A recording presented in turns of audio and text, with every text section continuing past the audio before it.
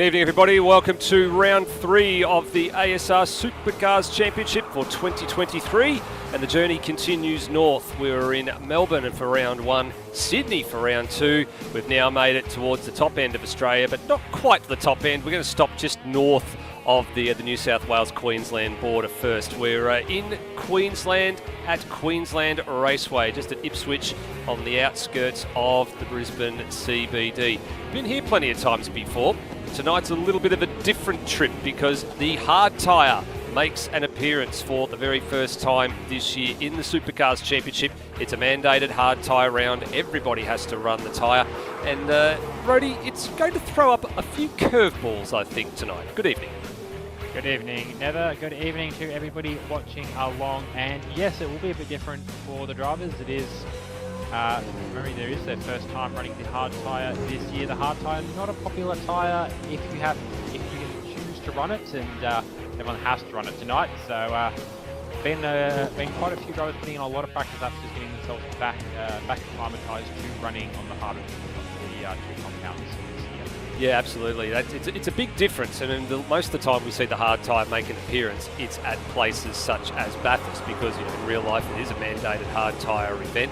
And there's actually several stops this year on the calendar where the hard tyre features, so as a permanent. So the next one we get to is round 7, at Townsville up in Queensland. That is a hard tyre round. And two of the three Enduros are actually featuring the hard as well. Bathurst and Pukekohe will feature, and in the last round at Adelaide is a hard tyre round as well. So you've got 6 of the 13 events this year with the hard tyre as a mandated compound, and all the other events. It is, of course, it's open slather for the last couple of events remaining on the calendar. So you can have a choice in those open tyre ones. You can run the hard or the soft, or a combination of the pair. It doesn't necessarily have to be, the soft all the way through, but tonight, a little bit of something different. So the lap records may not fall tonight. As a result, when we have a look at our track overview in just a few moments, you will actually see the lap records set last year. Be a struggle, Rody, I think, to actually knock off the lap records. Well, yeah, with a combination of who said it also makes a difference as well. But crucially, that we're on the harder tyre. You're not picking up the pace around here the way you would with a soft. It's gonna. We definitely see. We might actually even see some quicker races. Although to be fair, there is a mandated pit stop, which does make the race go longer. But these tyres do play a little bit over a race scenario. But yeah, in a qualifying one-lap shootout format, they're no competition for the soft tyre, regardless of who's driving the car. That's right. It's going to take a little bit of time. I actually suspect we'll see drivers go for multiple laps on the hard tyre as well, just to get a heat cycle into them and just press on, maybe do 2 or 3 consecutive laps. And try and build up a little bit, from one lap to the next lap to the next lap. Whereas the soft, you can blaze on for maybe 2 laps, then your third lap sort of starts to drop away a little bit. So there might be a slight difference in the qualifying strategies tonight, as there will be in the race strategy, because there is a mandated pit stop as well that every driver has to do in both races. So as we bring up our track overview with thanks to Google Earth Studio, let's go and have a look at where we are. As we said, we are just north of the New South Wales-Queensland border in the Brisbane, or greater vicinity of Brisbane. You can see there's Brisbane, Ipswich out to the southwest, and just outside of Ipswich is Queensland Raceway, just to the southwest of the Amberley Air Force Base. So there's no shortage of on-track activity, but there's also no shortage of aerial activity if there's no cars on the track. We won't have to worry about that tonight. There are those 2 lap records, a 6.9 from Luke Rosella, set last year with the soft tyres. So, as we said, it's going to take a fair effort to usurp that record. The race lap record too, it will be very, very difficult to get down to Rosella's 7.3, Rody, from last year. Absolutely, yeah. With all the records currently set on a soft tyre, you're very unlikely to get there, put it that way. But it's still going to be some very quick racing for these guys.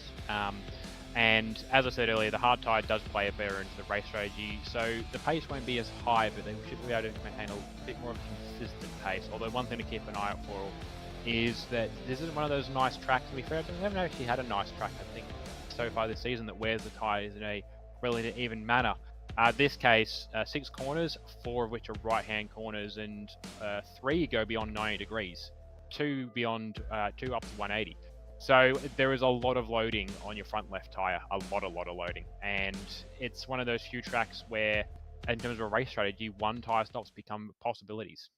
Yeah, that's right. And as you saw there from the track map, not only is there 6 corners on the circuit, 4 to the right, 2 to the left, and as you said, every corner on this track is different. It's not the same as another corner. I mean, you saw the last turn is a perfect 180 degree, sweeping right-hand bend. Turn 1 is a much faster turn than turn 2, but as you're approaching the corner sitting in the car, they look the same. You actually don't know that, the first time you tip it into turn 1, you go, geez, this turn's quite quick, it's like a 4th gear corner. Then you get down to turn 2 and it actually bends a lot more, as you said, goes beyond that sort of 180 degree sort of angle, and you actually have to be very patient. Turn 3, it's very sharp at the beginning, but it opens on exit, and then turn 4 and turn 5 are, they're on the opposite side of the track to turns 1 and turns 2, but they feature the same sort of thing. One's tighter than the other, and the other one's a little bit more open. So different sort of lines, different sort of, picking up the accelerator at different points, different braking, different turn-in. So one circuit that has got, as I said, 6 completely different corners that are very difficult to get right. And I think the word I used for the Dev Series drivers when we did the drivers briefing is this track is what we call deceptively simple. On paper, it looks very easy, but get out there, it's a completely different story.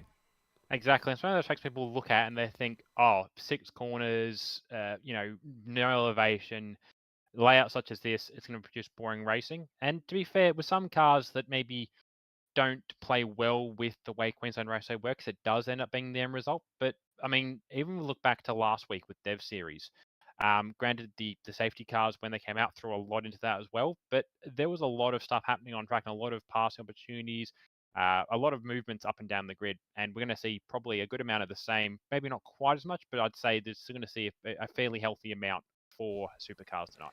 I think so. And on top of that, it's actually a fairly good round for the Dev Series drivers that have come up as either as a wild card or a substitute this round, because for the very first time 7 days ago, the Dev Series drivers virtually completed the same type of race program that Supercars are doing tonight. The only difference is the laps in Supercars are about 2 laps longer per race versus the Dev Series guys. So they did 24 laps. They did 2 races of 24 laps each and 2 qualifying sessions. And Supercars are doing 2 qualifying sessions and 2 races of 26 laps each. So that's the only difference. They did 75k races in the Dev Series. They're doing 80k races in the Supercars tonight. So, and they also had the hard tyre too in the Dev Series round. So they've got plenty of running from 7 days ago.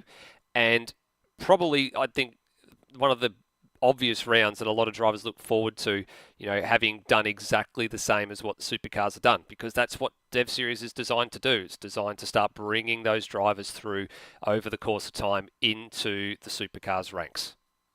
Absolutely, and that's sort of helped with this year. Well, the changes we made the last few years actually coming along is just taking it from more of a, maybe not quite a casual format, taking more of a turn up and drive format to something where there is an opportunity to put a bit of planning into it. And as we mentioned, for guys the guys, especially at the top end of the field that are looking at, or even if we've heard the guys that aren't looking at, the guys that end up being moved in the case of Ryan Cox isn't here tonight and Leonard Grossel, who is, the guys at the top end of the field probably should, and a lot of them do start to think about, all right, Supercars at some point soon, I need to prepare for that. Part of that is driving with or without the assist, which is something that I was talking with one of the drivers, Kempy, who's wildcarding tonight, Darren Kemp, and he'd very much like to have his traction control back that he's got in Dev Series. But yeah, a lot of it is also just the race formats and getting similar race lengths and that sort of stuff, and also allowing strategy options, such as a race like this where there is, for Dev Series, it was mandatory pit stops, which we haven't actually had in Dev Series before, which meant that everybody was pitting. So it wasn't a disadvantage or an advantage to running long or pitting. It was just your choice of then when to pit. And we saw this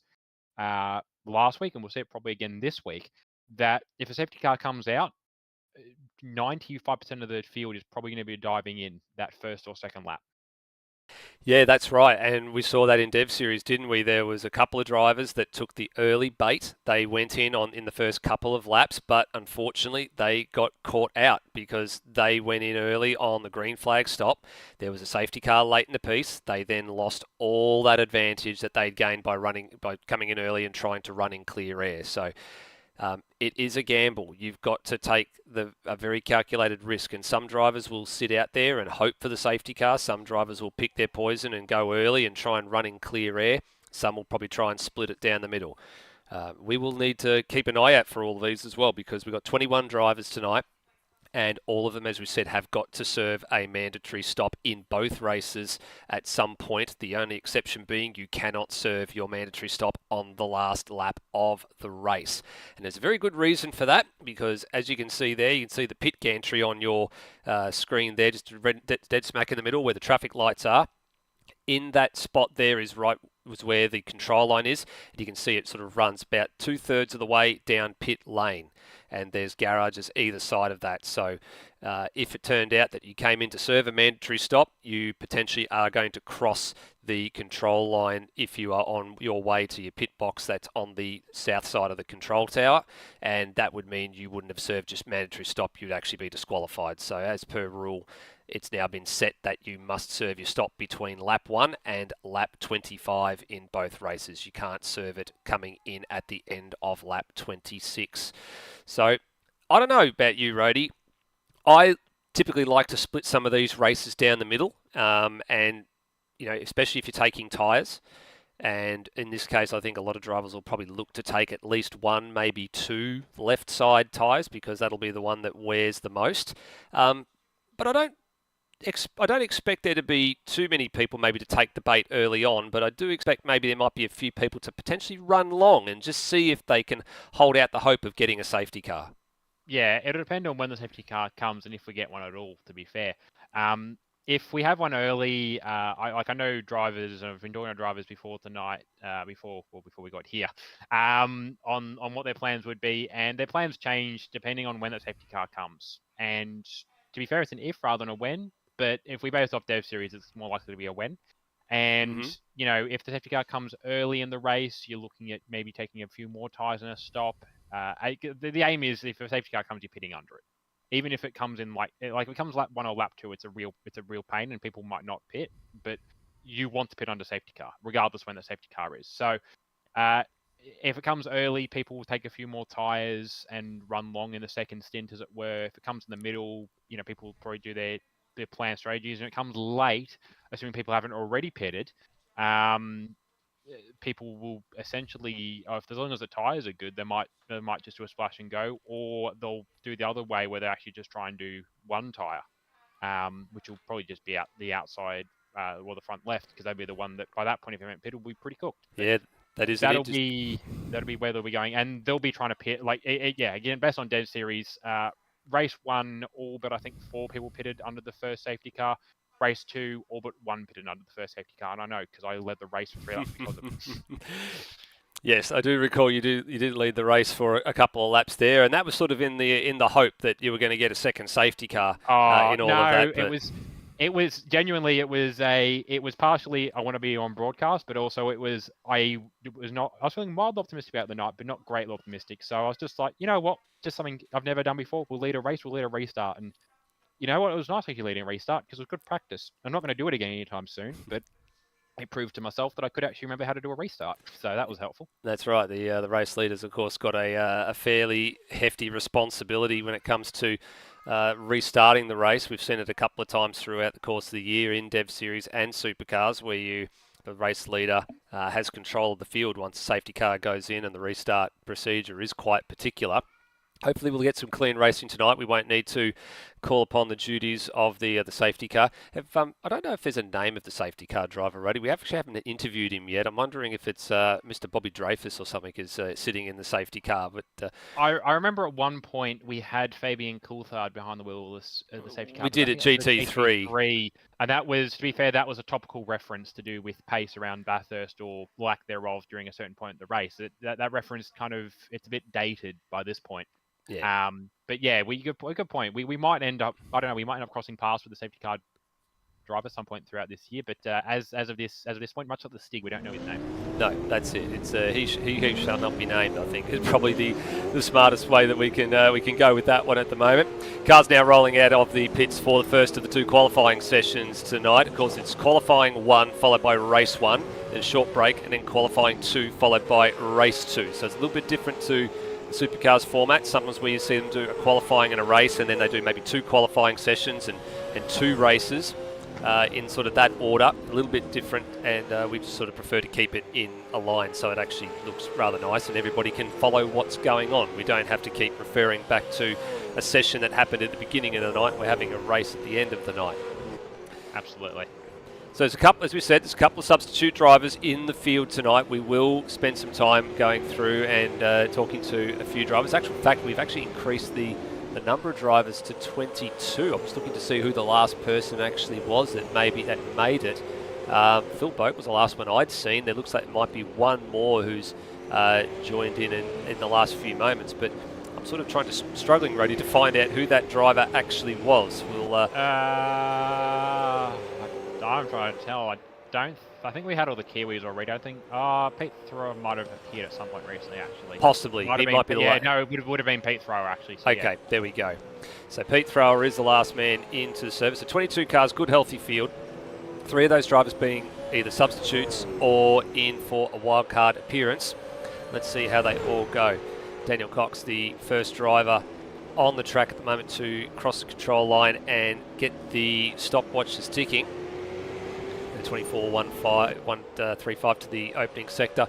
Good piece of information that we had come through during the week, as it looks like there's been a bit of work with the live races timing, as Cox has a major lockup going into turn 4. That's going to scupper his lap, and it looks like live timing is only about 5 or 6 seconds behind at best at the moment, maybe at worst maybe 10 seconds. So it's a big improvement from the last couple of rounds where it's been up to 30 seconds in arrears at some times, so that gives us a bit more timely information to let you know what's happening out there on the circuit. So Cox is purple in sector 1, Snipes purple in sector 2, and Cox's opening shot of 11.1 is actually some considerable distance away from probably the sort of times that we would be expecting him to do. Yeah, so he's probably a little bit of time to chip away. It's a good banker lap at least, but you're right, with all the drivers coming in now, everyone's chipping in above him in some form. We've seen Kemp go ahead, and Kemp's one of the fill-in, well, not so much fill-in. Kemp is a wildcard driver tonight, so you expect Coxie to at least out-qualify Kemp. But yeah, Kemp's doing pretty well actually, because he's sitting now as you got times coming in.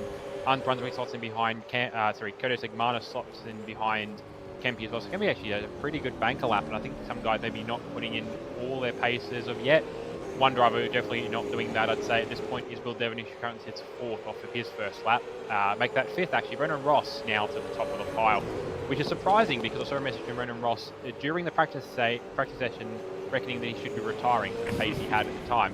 So, bit of a change of fortunes for Brendan Ross there. Here he is, Brendan Ross on the screen. A little bit of a mid-corner wiggle exiting turn number 2 and down the back straight to the hardest braking point on the circuit, turn 3 for the hairpin. This is the turn we said is very tight on the entrance. You can see here, you can pick up the early apex, but then you can run the car out nice and wide. The turn opens on exit, and you can actually use a fair bit of that connecting road, which he's done a fairly nice job of doing, to maximise your straightaway speed up to turn 4. He's actually just lost first place provisionally in the standings. Noah Tara's now gone top with an 8.68. So we are very, very slowly advancing the numbers here as we pursue a pole sitter for race number 1 this evening, which will be race 6 of the championship. Now, what's Devonish been up to? We've been keeping an eye out for him. He's actually just flashed across the line again. He's actually 8th. He didn't improve that time around, Rody. He was actually some considerable margin off the pace. And the car's struggling. It just looks like, just from the helicopter shot there, it looked like he went for a late turn in the rear. Just looked like it was on the slides a little bit. Does that translate to a better lap time down here? Did he get the turn that he wanted? He did. He's got a quarter second on the current provisional best pole time. Yeah, that's more like what I was thinking to see out of Will. It seems to be a couple of drivers doing the alternate strategy to at least what I was using last week, in that been a hard tyre as long as you had the fuel, you could run at one stint for qualifying. A couple of guys in Dev Series ran 2. I'm seeing a couple of guys in Supercars, maybe even looking at running 3 here, the way things are going. And it's probably just how hard you're pushing the hard tyre and really trying to operate within that sort of freshly, I forget what the word is for the fresh tyres with the coating on them, but trying to work within that window is what I'm trying to say. Yeah, you're trying to just minimise the amount of time you spend on the tyre, just so it doesn't lose, too much of its good energy. In a 7.9 from Will Devenish, and a little bit of a gaggle at the pit exit there with a couple of cars, Commodores trying to get out there, and that time is definitely going to be tough to beat. Really good performance I've seen from Lockie Lock. He's actually popped up into position number 4, a second off Devenish's time. So his best time at the moment is an 8.9. Pretty respectable time for him at the moment. Actually faster, or was faster for a period of time than Noah Tara, who's actually just usurped him in the last handful of minutes with the 8.68. So the 5 Active Energy Mustangs are up there. They are, yeah. It's quite a good run for the pair of them, actually, so far on the pace. Koenigsegg Mars slotting up there as well, actually, just recently, slotting up now into second, which means that CRE... 1-2. Team they are. Well, it's CRE 1-2, I was thinking at the CRE right team. Engineering. Engineering 1-2, yes. But no, it's a good pace, and to be fair, we saw this from the amped up guys. One of them last year's Super 2 champion, and one of them probably could have been the champion if he'd been able to make the entire season, but definitely had I think the quite commonly quoted stat from me is that Noah Tara, I think, had 9 podiums, or 9 wins, or maybe 8 wins in 9 races at one point in Dev Series. Yeah, he was on a real streak at one stage. He turned on the pace massively at sort of at the back end of the season. But yeah, both drivers that could have, or in their case did, win Dev Series, and both guys that definitely should better shake it up in Supercars. And they're doing that at the moment. They've just slipped down a little bit, actually. Ben Hall's jumped up as well, actually. And Tim Redmond now third, although I say that, and Tara's just gone better. Yeah, I was about to say, Redmond jumped up to third. Noah Tara then jumped both Turmo and Redmond to jump up onto the provisional front row. Ben Hall, haven't we seen a couple of good performances from him over the last couple of rounds? That car, of course, was in Ryan Cox's hands at round 1. And some good performances at Sydney for Ben Hall as well, hanging on to the very fancy Lewis Wedding for a good chunk of a couple of races there. So he's had a fairly good opening couple of rounds of the season.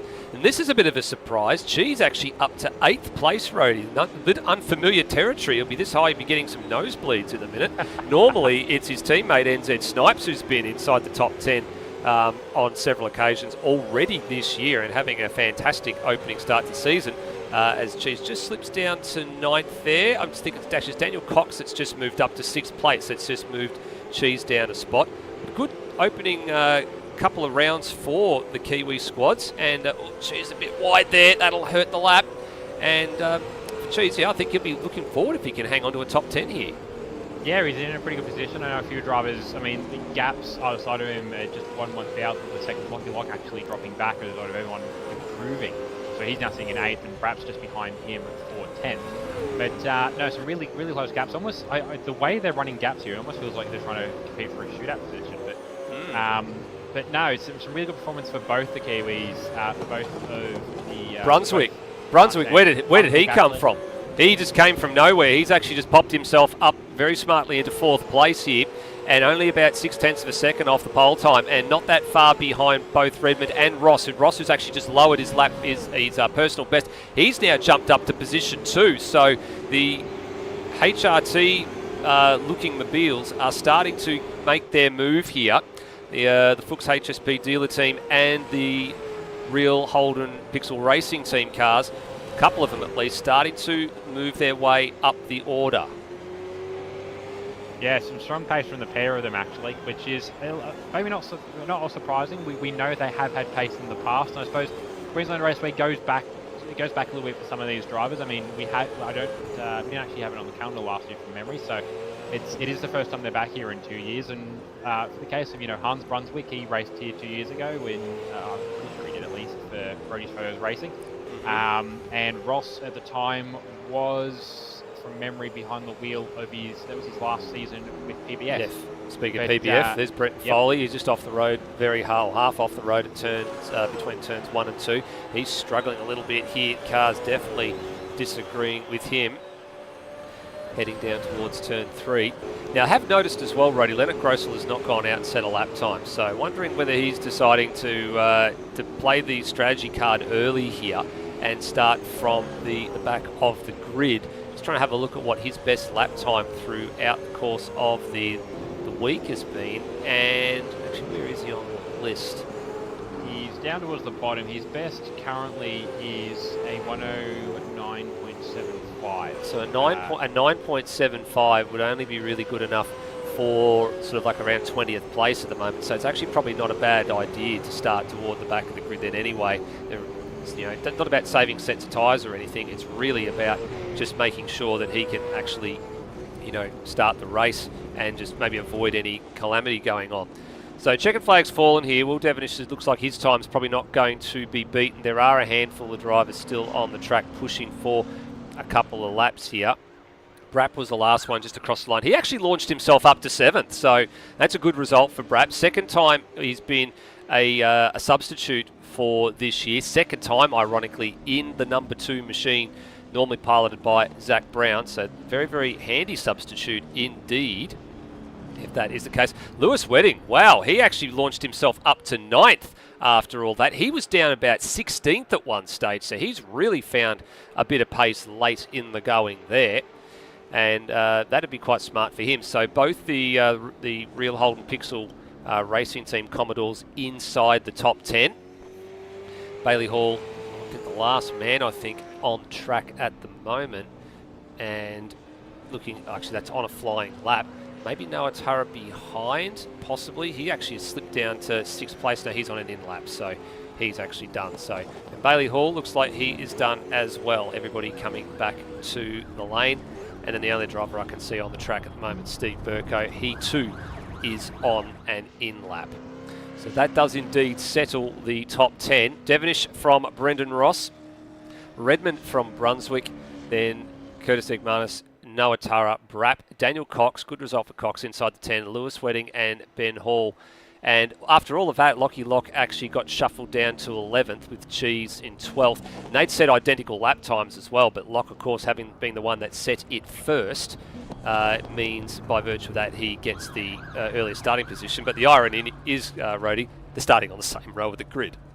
Exactly, and from memory, the odds are on the inside, and the racing line is the outside of turn 1, so maybe not correct. an advantage to out-qualifying someone on the same row, but we'll see in 10-15 minutes what that actually means. But no, 11th and 12th for Cheese. Scott Murrell in 13th. He's filling in tonight for Dane Liccardo, with NZ Snipes in 14th. Cam Rutledge 15th. Brenton Foley back in 16th. He had some good pace in practice, but wasn't quite able to put together in qualifying.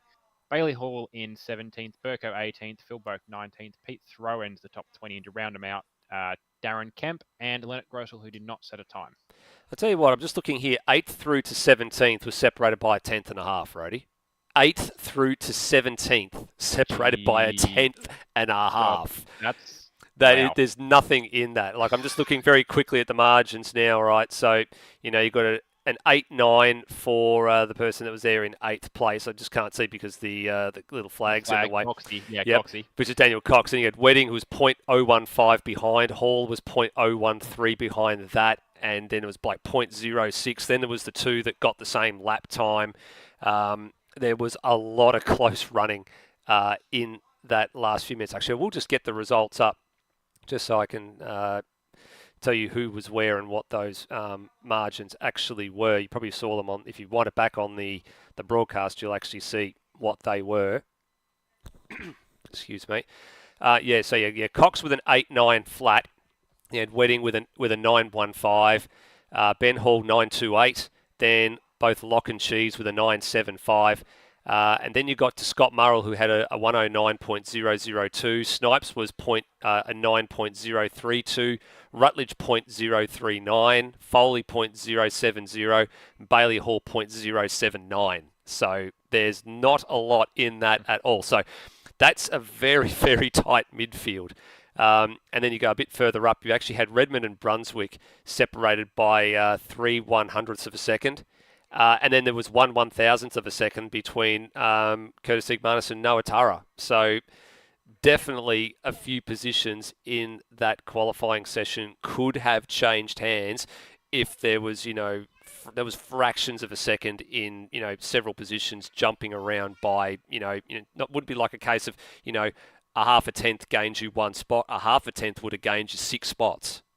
Yeah, and that's some of the nature, and it's a bit of a dual-edged coin, as it were, with the shorter tracks, in that the qualifying times are a lot tighter because the track is shorter. But it's one of those things where you can lose out by a hundredth, but you can gain 3 spots by a tenth because of how tight the times are. But it's a really good opportunity, yeah, if you can just eke a little bit more out. And it's one of those things where, because it's only 6 corners, it's somewhat easier to find time because there's only so many places you can lose time. So it's an easier opportunity if you're out there, if you're trying to, buy a tenth or two back into it, that you can go, you've only got one of 6 places that you've got to try and focus on pulling it from, versus something, say, like a Phillip Island as an example, which I think from memory is 14 turns or something 12. along that reach. 12, yeah. So double the number. You've got 12 different spots you've got to try and find pace. And the advantage, I suppose, with QR over Phillip Island is that QR is flat, so the corners are the corners. There's no camber or coming over a rise or through a dip you got to deal with these corners. They're all flat corners. So yeah, it's a great track for learning on. I know that the Queenslanders that have obviously done quite well in qualifying. Also, the pace earlier was pace earlier in practice from PBF, at least from Foley. Queensland has been sort of our home track for the last few years. We haven't been a Queensland-based team at any point. I think the closest we've had in terms of driver base to Queensland would either be Zach Brown this year, or would have been Josh Ben in 2019, both from New South Wales. But yeah, it's sort of been the PBF home track, so there's some good pace there in practice, but obviously didn't quite come out in qualifying. But I'm guessing that means there might be some race pace on board the PBF cars. Yeah, well, let's see if they do get some race pace on board those cars, because the highest placed one of them at the moment is Brap.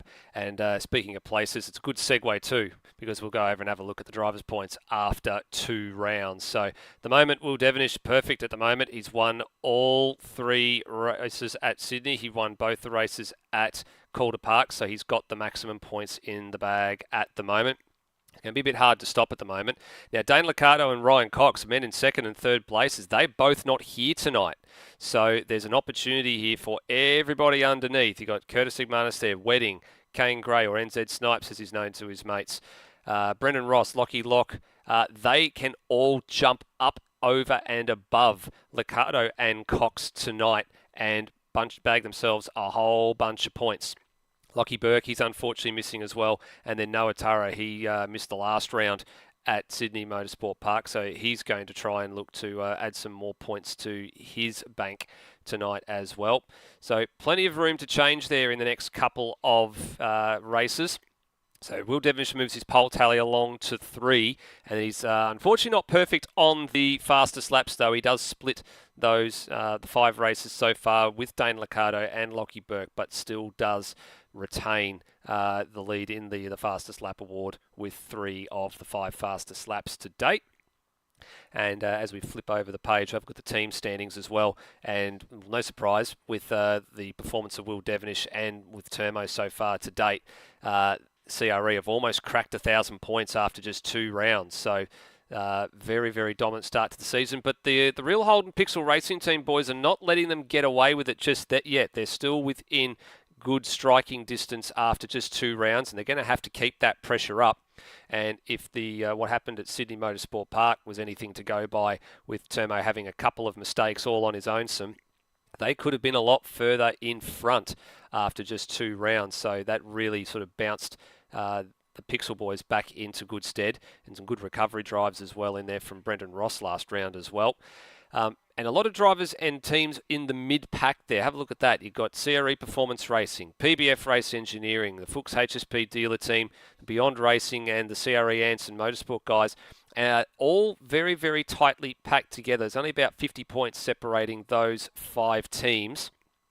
And all of those drivers have got seats filled tonight, with the exception of the Fuchs HSP dealer team, with Lockie Burke being absent. So very, very early days, very, very early point score there, but there's still a long, long way to go.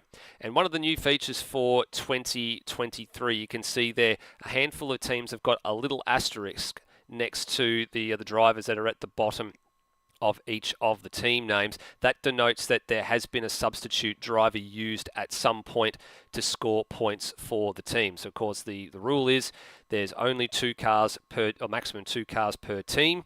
If at any stage one driver's unable to make it, they can get a fill-in to come and jump into that seat, and that means that there's been a fill-in that has scored points contributing to the team. So in the 2 examples on screen there, Ben Hall, who's at the bottom, he had Ryan Cox fill in for him at Calder Park. And then, of course, Zach Brown has had Brap fill in once for him at Calder Park, but also now you can call that twice because Brap is back in that seat again tonight. Ready?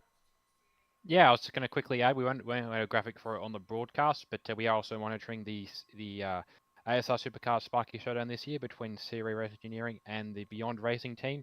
As with round 1, after round 2, the lead is with CRE. The gap has come down. They're currently sitting at 19.29 versus 14.12. And for a reminder, the 3 teams contribute for each of those teams. CRE have CRE Engineering, CRE Performance Racing, and CRE Anson Motorsport contributing to the points. So they're going to have 5 of their 6 drivers available tonight. And Beyond Racing team is made up of Beyond Racing team Tanifer, Beyond Racing itself, and Beyond Racing Young Guns. And of that, Nathan Higginson is not present tonight. He's currently in Melbourne, which is not where he lives. And I believe everybody else from that team is there. So it's actually going to be a fairly even duel with CRE and Beyond both missing one of their 6 drivers. Yeah, so that actually evens it out a little bit, doesn't it? I know Higginson was desperate to find a substitute to fill in for him tonight. Unfortunately, wasn't able to make that quite work. But for him, he's going to be watching on from wherever he happens to be, which I believe is a hotel somewhere in Melbourne. Yep. Of course, he's out in the Gippsland region, so a bit too far away from his sim to race tonight. Well, race 1 not very far away. It's the gridding up process is currently commencing, and we are looking forward to seeing what the drivers have in store. So race 6 and 7 of the championship tonight, and we do have a little announcement in between races 1 and 2 tonight to let you know what international round is going to be, because not all the viewers realise what it is. I know the drivers know what it's going to be, but a lot of the viewers do not know, so stay tuned for that. There is a very special announcement to come. Absolutely, we should be getting underway fairly soon for this lap. All drivers are now on the grid. We're just waiting for the last few seconds to count down. We are indeed, so it's it looks like we're getting ready to go, and we are rolling right now. We've got the grid here for you with Rody for race 1 tonight. Alrighty, starting off of pole is Will Devonish for CRE Engineering with a very strong lap there. He's probably going to be the one to beat. He's got a lineup of challenges behind him, starting with Brendan Ross, the first of the real Alt Pixel Racing team drivers. Strong performance for these guys, running one of their alt liveries tonight. We'll talk a little bit more about the alt livery later in the evening. Third place is Tim Redmond for Beyond Racing, the first of the Kiwis on the grid tonight, and a strong performance aboard the Uni Kiwi. Fourth is Hans Brunswick for the Fuchs HSP dealer team. Very similar livery to Brendan Ross and Lusween tonight, which is certainly going to make ultra interesting in the broadcast. Fifth is Curtis Ekmanis for CRE Engineering. Good performance for him as well. Both CRE Engineering cars in the top 5. Sixth is Noah Tara for Amped Up Racing by CRE. Good strong performance for him as well. Alongside him is Rap, who is filling in Divya Engineering for Zach Brown, who's out for the years tonight. Eighth is Daniel Cox for CRE Anson Motorsport. Good strong performance from Cox. He's sort of what we used to seeing out of him, and we saw a lot of last year as well, with Lewis Wedding, the third of the Pixel cars here tonight, starting from 9th. 10th is Ben Hall from Q Racing. Good strong performance for him in that car, with Lockie Lock Amped Up Racing by CRE in 11th. 12th is Cheese, who's in the exact same time as Lockie Lock qualifying, but was the one who said it second, so that's why he starts behind him. With Scott Burrell making his, probably I think it might be his Supercars debut. Correct. Dane Liccardo tonight in a livery of a team. We'll talk about that again as well in a little bit. 14th is NZ Snipes from Beyond Racing Team Canifa, with Cam Rutledge in 15th, second at Theory and some Motorsport ZVs. 16th is Brendan Foley, second at PBF Cars, with Bailey Hall running out of 17th. 18th is Steve Burko of Theory Performance Racing, with Phil Folk making a late appearance to run out of 19th at PBF Motorsport. 20th is Peter Thrower for Beyond Racing. 21st is Darren Kemp filling in at Monster Energy. And 22nd, making his full-time debut, is Leonard Grossel for PBF Huron and CERN Rental. There we go. There's your grid. Wasn't too long to get them all the way around to start race number 6 of the championship. It's Queensland, and off we go. And it's a pretty even start from the front two pair. Actually, I think Ross is just starting to nudge ahead. And look, here comes Redmond looking to look down the inside, but he had to withdraw really quickly. Devonish skated through the apex of turn 1. Ross the over and under treatment. He's got the high ground for turn number 2, and he should lead down to 3 as Redmond gets a bit of contact with Brunswick there, saves the car, avoids causing a major pile-up, but that's very, very costly for the Hoona Kiwi. Yeah, it will be. There was a little bumping going the whole way through the corner, both trying to fight for that ideal position. Hans now on the inside of Will Devonish, trying to make it a 1-2. Oh, there's been a turner. There's a major pile-up happening now at turn number 3. Lockie Lock's been caught in that one. I think he got some contact from behind. There was a couple of lock brakes heading in there, and I think it might be Murrell because he's decided to pull out and redress that position. Let's go back and have a quick look at. There was a lot of lock brakes going on heading down into turn number 3. And here we go. Oh, it was 3 wide. There you go. Foley surging forward. There's some lock brakes there. Oh, it was Murrell. Yeah, Murrell into Cox, who got into lock. So I think Murrell there also with assistance from Bailey Hall. So possibly. A big, longer line of cars all trying to make up spots there, and it pushes a lot of cars down to the back. Scott Murrell currently running out of last, locking lock down the back as well, and a few drivers as well. Tim Redmond actually now up to 18th from the back of the grid as a result of all that as well. Yeah, so he actually did pretty well to avoid the calamity going on down there at turn number 3. Lucky not to cause a safety car. I think a few drivers would have been hoping for the safety car to be pulled there, but then pit lane would have become an absolute car park. As Will Devonish has got his hands full here. He's really having to fight hard with Ross leading the way from Brunswick. Wedding's now starting to stick his nose in here as well. He's actually had a really good run. He's throwing down the gauntlet to Noah Turra, so the Commodores are coming. They are really coming, and Wedding gets a little bit of a, looked like there might have been a little bit of a nudge there to get through on Noah Turra. There was definitely a little bit of late contact, but Wedding takes the open gap, and now it's 3 Commodores potentially trying to gang up on Will Devonish heading down into turn number 6, and they're having to fight really hard. They're going to have to work together here as a 3-car team if they want any shot of trying to wrestle a win away from the CRE number 15. Yeah, it's a bit of a change of fortunes. I'm not sure whether maybe not having Ryan Cox or Dane Leclerc in the picture is what's affecting it, but strong performances. Oh, actually a bit of half spin there from Brunswick off the door of Devonish, and actually he drops back a few spots now. But no, I was saying just with that having, maybe it's just we're getting caught out with a lack of friends at the top of the grid is what's sort of enabling the Pixel cars to push as hard as they are. Well, here we go.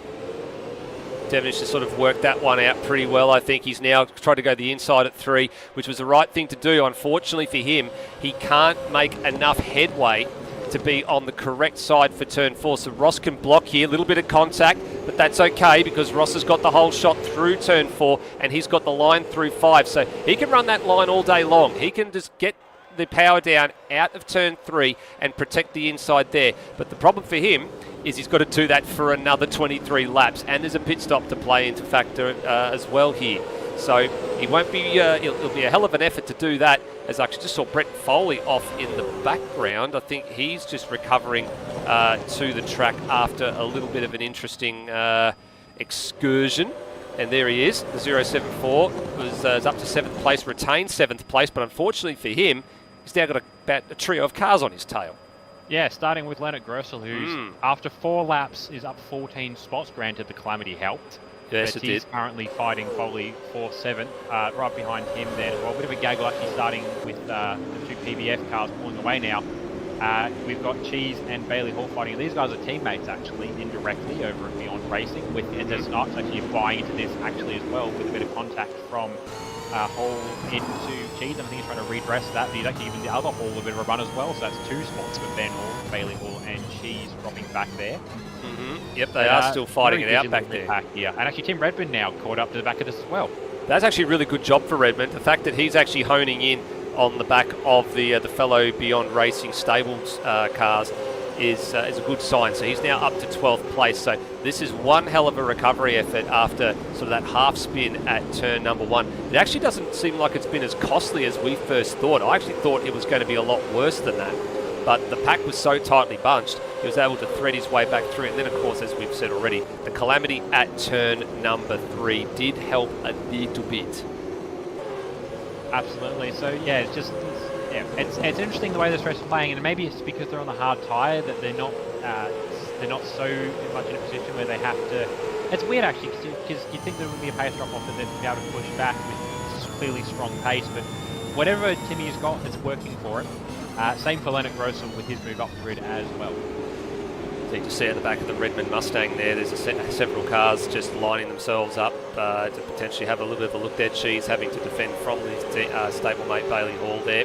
Then you had behind them Brapp and Phil Boak. So Brapp's actually fallen back through all the chaos that happened on the opening lap. So he started, I think it was up in around, was it 7th or 8th place, I think it was, Rody? He was definitely, he's down 6 spots. So he he started in 7th place. He's fallen down to 13th with all the moving and shaking that's been going on. Tucked in here behind Bailey Hall. So now Redmond's going to sort of set off in pursuit of Bailey Hall, who himself is in pursuit of NZ Snipes. There they are heading down into turn number 1. Yeah, Ben's just very much trying to look, I think, for a move here, trying to get it on. And Ben's one of those drivers, he knows he's got 20 laps in this race, he doesn't have to make a move right now. And to be fair, Ben's pace compared to Snipes is not such that Snipes may be holding up a yellow flag at turn 2. Somebody will be off somewhere. I can't think where and who. I think it's been cleared fairly quickly, but I'm wondering if it was one of the groups that was in the top 3. You had Lewis Wedding and Hans Brunswick. I'm wondering if Brunswick maybe has been off the road after breaking the sector 1 split. We'll get an update for you when the timing updates. And we'll tell you who that one was. I suspect it may have been maybe a small off-track excursion for Hans Brunswick. Maybe. The times all look pretty good, actually. So I'm wondering, it might be something a bit more to read into that. Brady, I think we may have had our first stopper. Yes, we have. It's Scott Murrell. So, of course, Murrell was caught up in that calamity at turn number 3, and he's decided to take his pit stop fairly early in all of this. But not a bad decision, unfortunately, for Murrell. He's about half the back straightaway away from being lapped by the race leader. Yeah, and to be fair, Murrell's going to have the pace. I mean, not the outright pace of these guys. He is still the Super 2 driver, as things currently sit. He's very insistent that he wants to be back with his teammate Leonard Grossel in some form, although he doesn't want to be a Supercars driver yet either, so I'm not sure how he's going to work that one out. But Enduro Cup is probably the only thing he's got to look forward to, if that's the case. Is his avenue for that. But yeah, he's got some good pace. Definitely not a Will Devonish and a leader sort of pace, but if he can hold out until either a safety car or until the leaders decide to pull the trigger, which is probably going to be half distance, he might just get away with it. He won't be on the back of the train. You need another safety. You need a safety car for that to be a possibility. But he would stay out of the window, and he very much gain a few spots as a result because he'd be out there running clean air. Well, at the moment, he's also sitting in the CRE chat tonight as well as Devonish, who's broken clear of Brennan Ross by nearly 3 seconds now, actually 3.5. Sets the fastest lap of the race. So that may potentially have been the reason where the yellow flag came out. There may have been something involving Ross down at turn number 2. And there we go. The timing's actually updated, and it was Ross with a very small, with a 2-second longer sector 2 time than anybody else. So that explains he's had an off-track excursion somewhere. Now this livery, I think Dane Liccardo will be looking on and wondering why on earth this livery's been run by Scott Murrell instead of him, because this was one that he actually wanted to, I think, correct me if I'm wrong, Rody, it was looking likely it was going to make an appearance in potentially another league for some point in time, but eventually, it unfortunately didn't eventuate, and Murrell's decided to give it its debut here at Queensland Raceway. Yeah, this was going to debut, I think, we're getting on to about 12 months ago, actually. This livery was going to break cover. It is based on one of Pete Hughes' designs, Pete Hughes being a HRT, but also AAA. He's done for a few Holden teams, designed for Holden in general for a lot of the last few years. But based on a proposed Boost mobile concept 2019 that obviously didn't eventuate, Boost mobile moving to GRM. And yeah, modified version of the original proposed design is what's been run at the moment. It was meant to be Dane debuting this car, but Murrell's here today, and giving something a little more distinct to run. And also, Murrell is a fan of well, put it this way, Murrell is a fan of Nether and of Outworld, so it made sense to do rather than running Dane sponsorship with the major sponsor going to PRD, which obviously has no relation to Murrell. Murrell's from the Northern Territory, PRD is Victorian. Then maybe run something a little closer to where his interests lie. That's right. Another stop up. So Steve Burko has been in. So 2 of the CRE cars have been in for their mandatory stops so far. So Burko actually joins, or him and Murrell, of course, are on the same lap. They are, of course, 1 lap down, or not quite 1 lap down to the race leader yet. They have not been lapped, but they are just all very close to being a lap behind. So Murrell's going to come across the line. He's going to complete his 8th lap, where Devonish behind him is going to complete his 9th. Burko's currently on his 8th at the moment, and actually has gone and fallen behind the race leader. So he actually had quite a long stop in the pits, did Steve Burko. And I'm keeping an eye out just to see whether or not there's any other drivers entering the pit lane. So 10 laps in, we definitely have not got any more stoppers. We've only got 2 so far. Devonish is clearing out in front. He's got 5 seconds on Brendan Ross right now. So it's a trio of Commodores in the hands of Ross, Brunswick and Wedding occupying 2nd, 3rd and 4th. And then Igmanus and Leonard Grossel's now moved his way up to 6th place. So he's really making some headway now, Rody. Yeah, I was just having a quick look at the live chat, speaking of Arms and of his teammate Lockie Burke. He's currently at a kart track somewhere. That means there was plans to take his sim. I think it was Griffith, somewhere in that region, wasn't it? In that region. There was plans to take the sim with him. I don't think it eventuated in the end. He is actually racing IRL this weekend as well, so double duty. But he has let us know that he's at the track. He's got 20-odd kids, 20-odd karting kids that'll be cheering on Hans and all cheering Go Hans. So Hans has probably, I think, the biggest supporter base he's had in, I think, his history at ASR tonight. Probably. I'm not sure whether he knows that they're all here for him, but yeah, there's a lot of people cheering on Hans tonight. Shh, don't tell him. He'll just inflate the ego a little bit too much, I think. He doesn't need to know that. Actually, we were kind of looking forward to seeing whether or not Lockie Burke could actually take the sim rig there, because we were going to get some photos sent through of him driving and all the spectators that were watching him do it, but unfortunately did not eventuate. A bit further back in the pack, you've got Lockie Lock, who's doing his best to drive away from a trio of cars. I think Bailey Hall's getting absolutely mugged here in the background right now by both the CRE Anson cars, who have fallen down the order. I think they actually might have been caught up in that lap 1 incident as well. I think we know Cox definitely was. He got nosed into and then nosed into Lock, who spun. So these guys are all on the recovery drive at the moment. Hall was up in the sort of upper echelons of the fielders. Cox locks it up, skates it through the apex. He's gone a bit deep there, and he cedes position not only to Bailey Hall, but he cedes it to his teammate as well. He had it all locked up on the front right there. Yeah, he did a good job actually to avoid checking it, bringing anyone else into that as well. And yeah, beautiful move actually, just recognising where he was and just popping the car to the inside of the corner and just making sure that he bypassed all before he was planning on turning in. He certainly did. Grossel's now caught up to the back of Curtis Igmanus, so this could be a formality, I think, in the next few moments if we see a pass from Grossel heading down, maybe towards turn 3 if he's got a good enough straightaway speed here.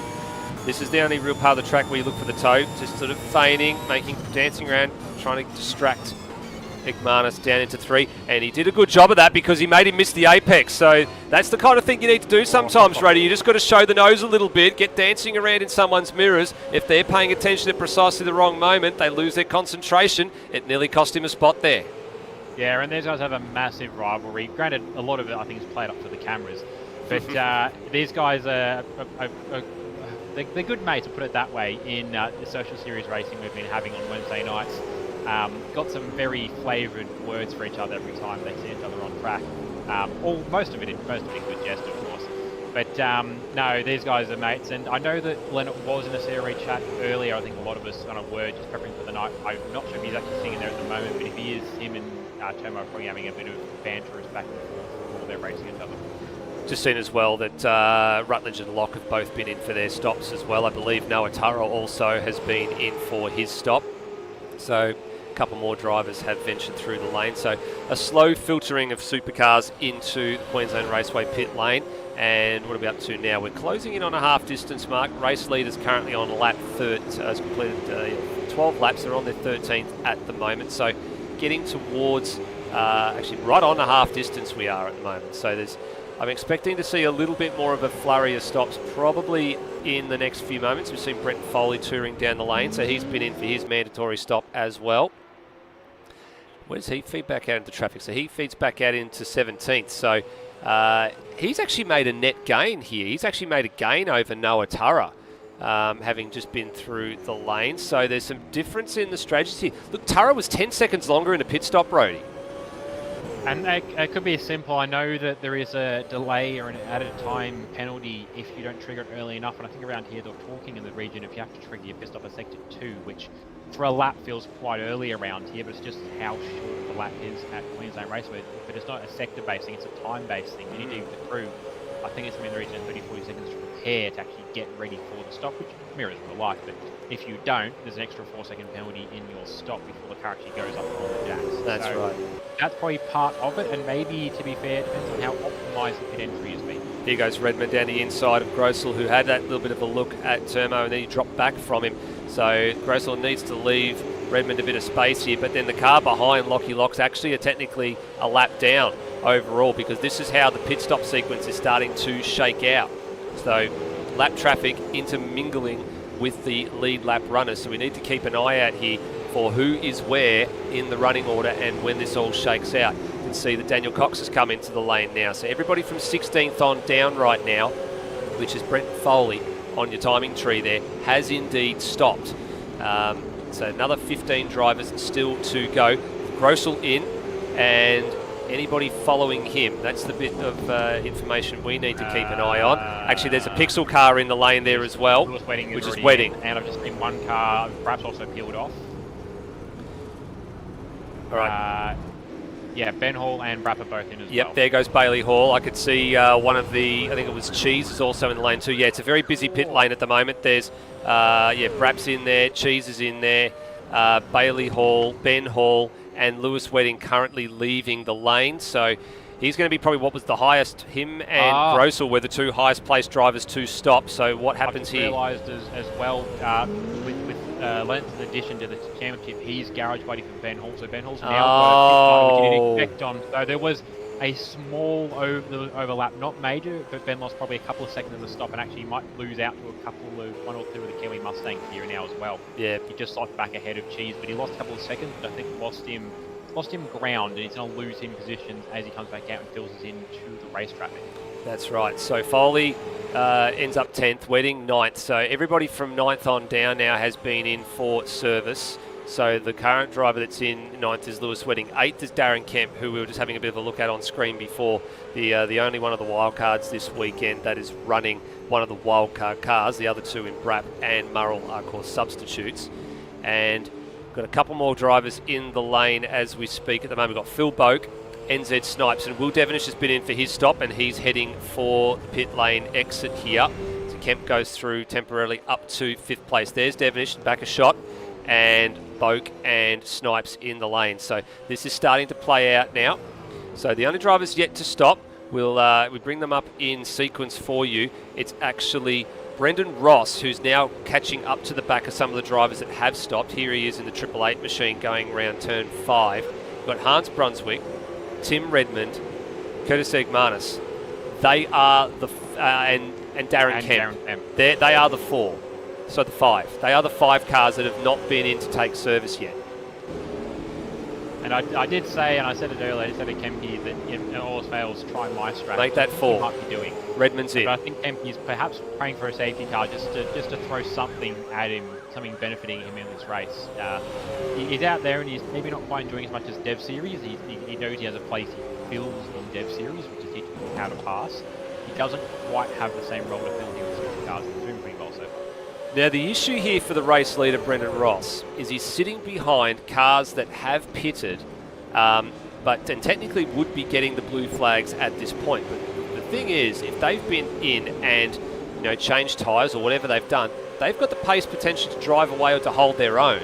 They can legally stay there. It's only when they are becoming a hazard and they are blocking the car in behind them in form of a race leader that they're going to start to be really seriously considered for a penalty of some nature.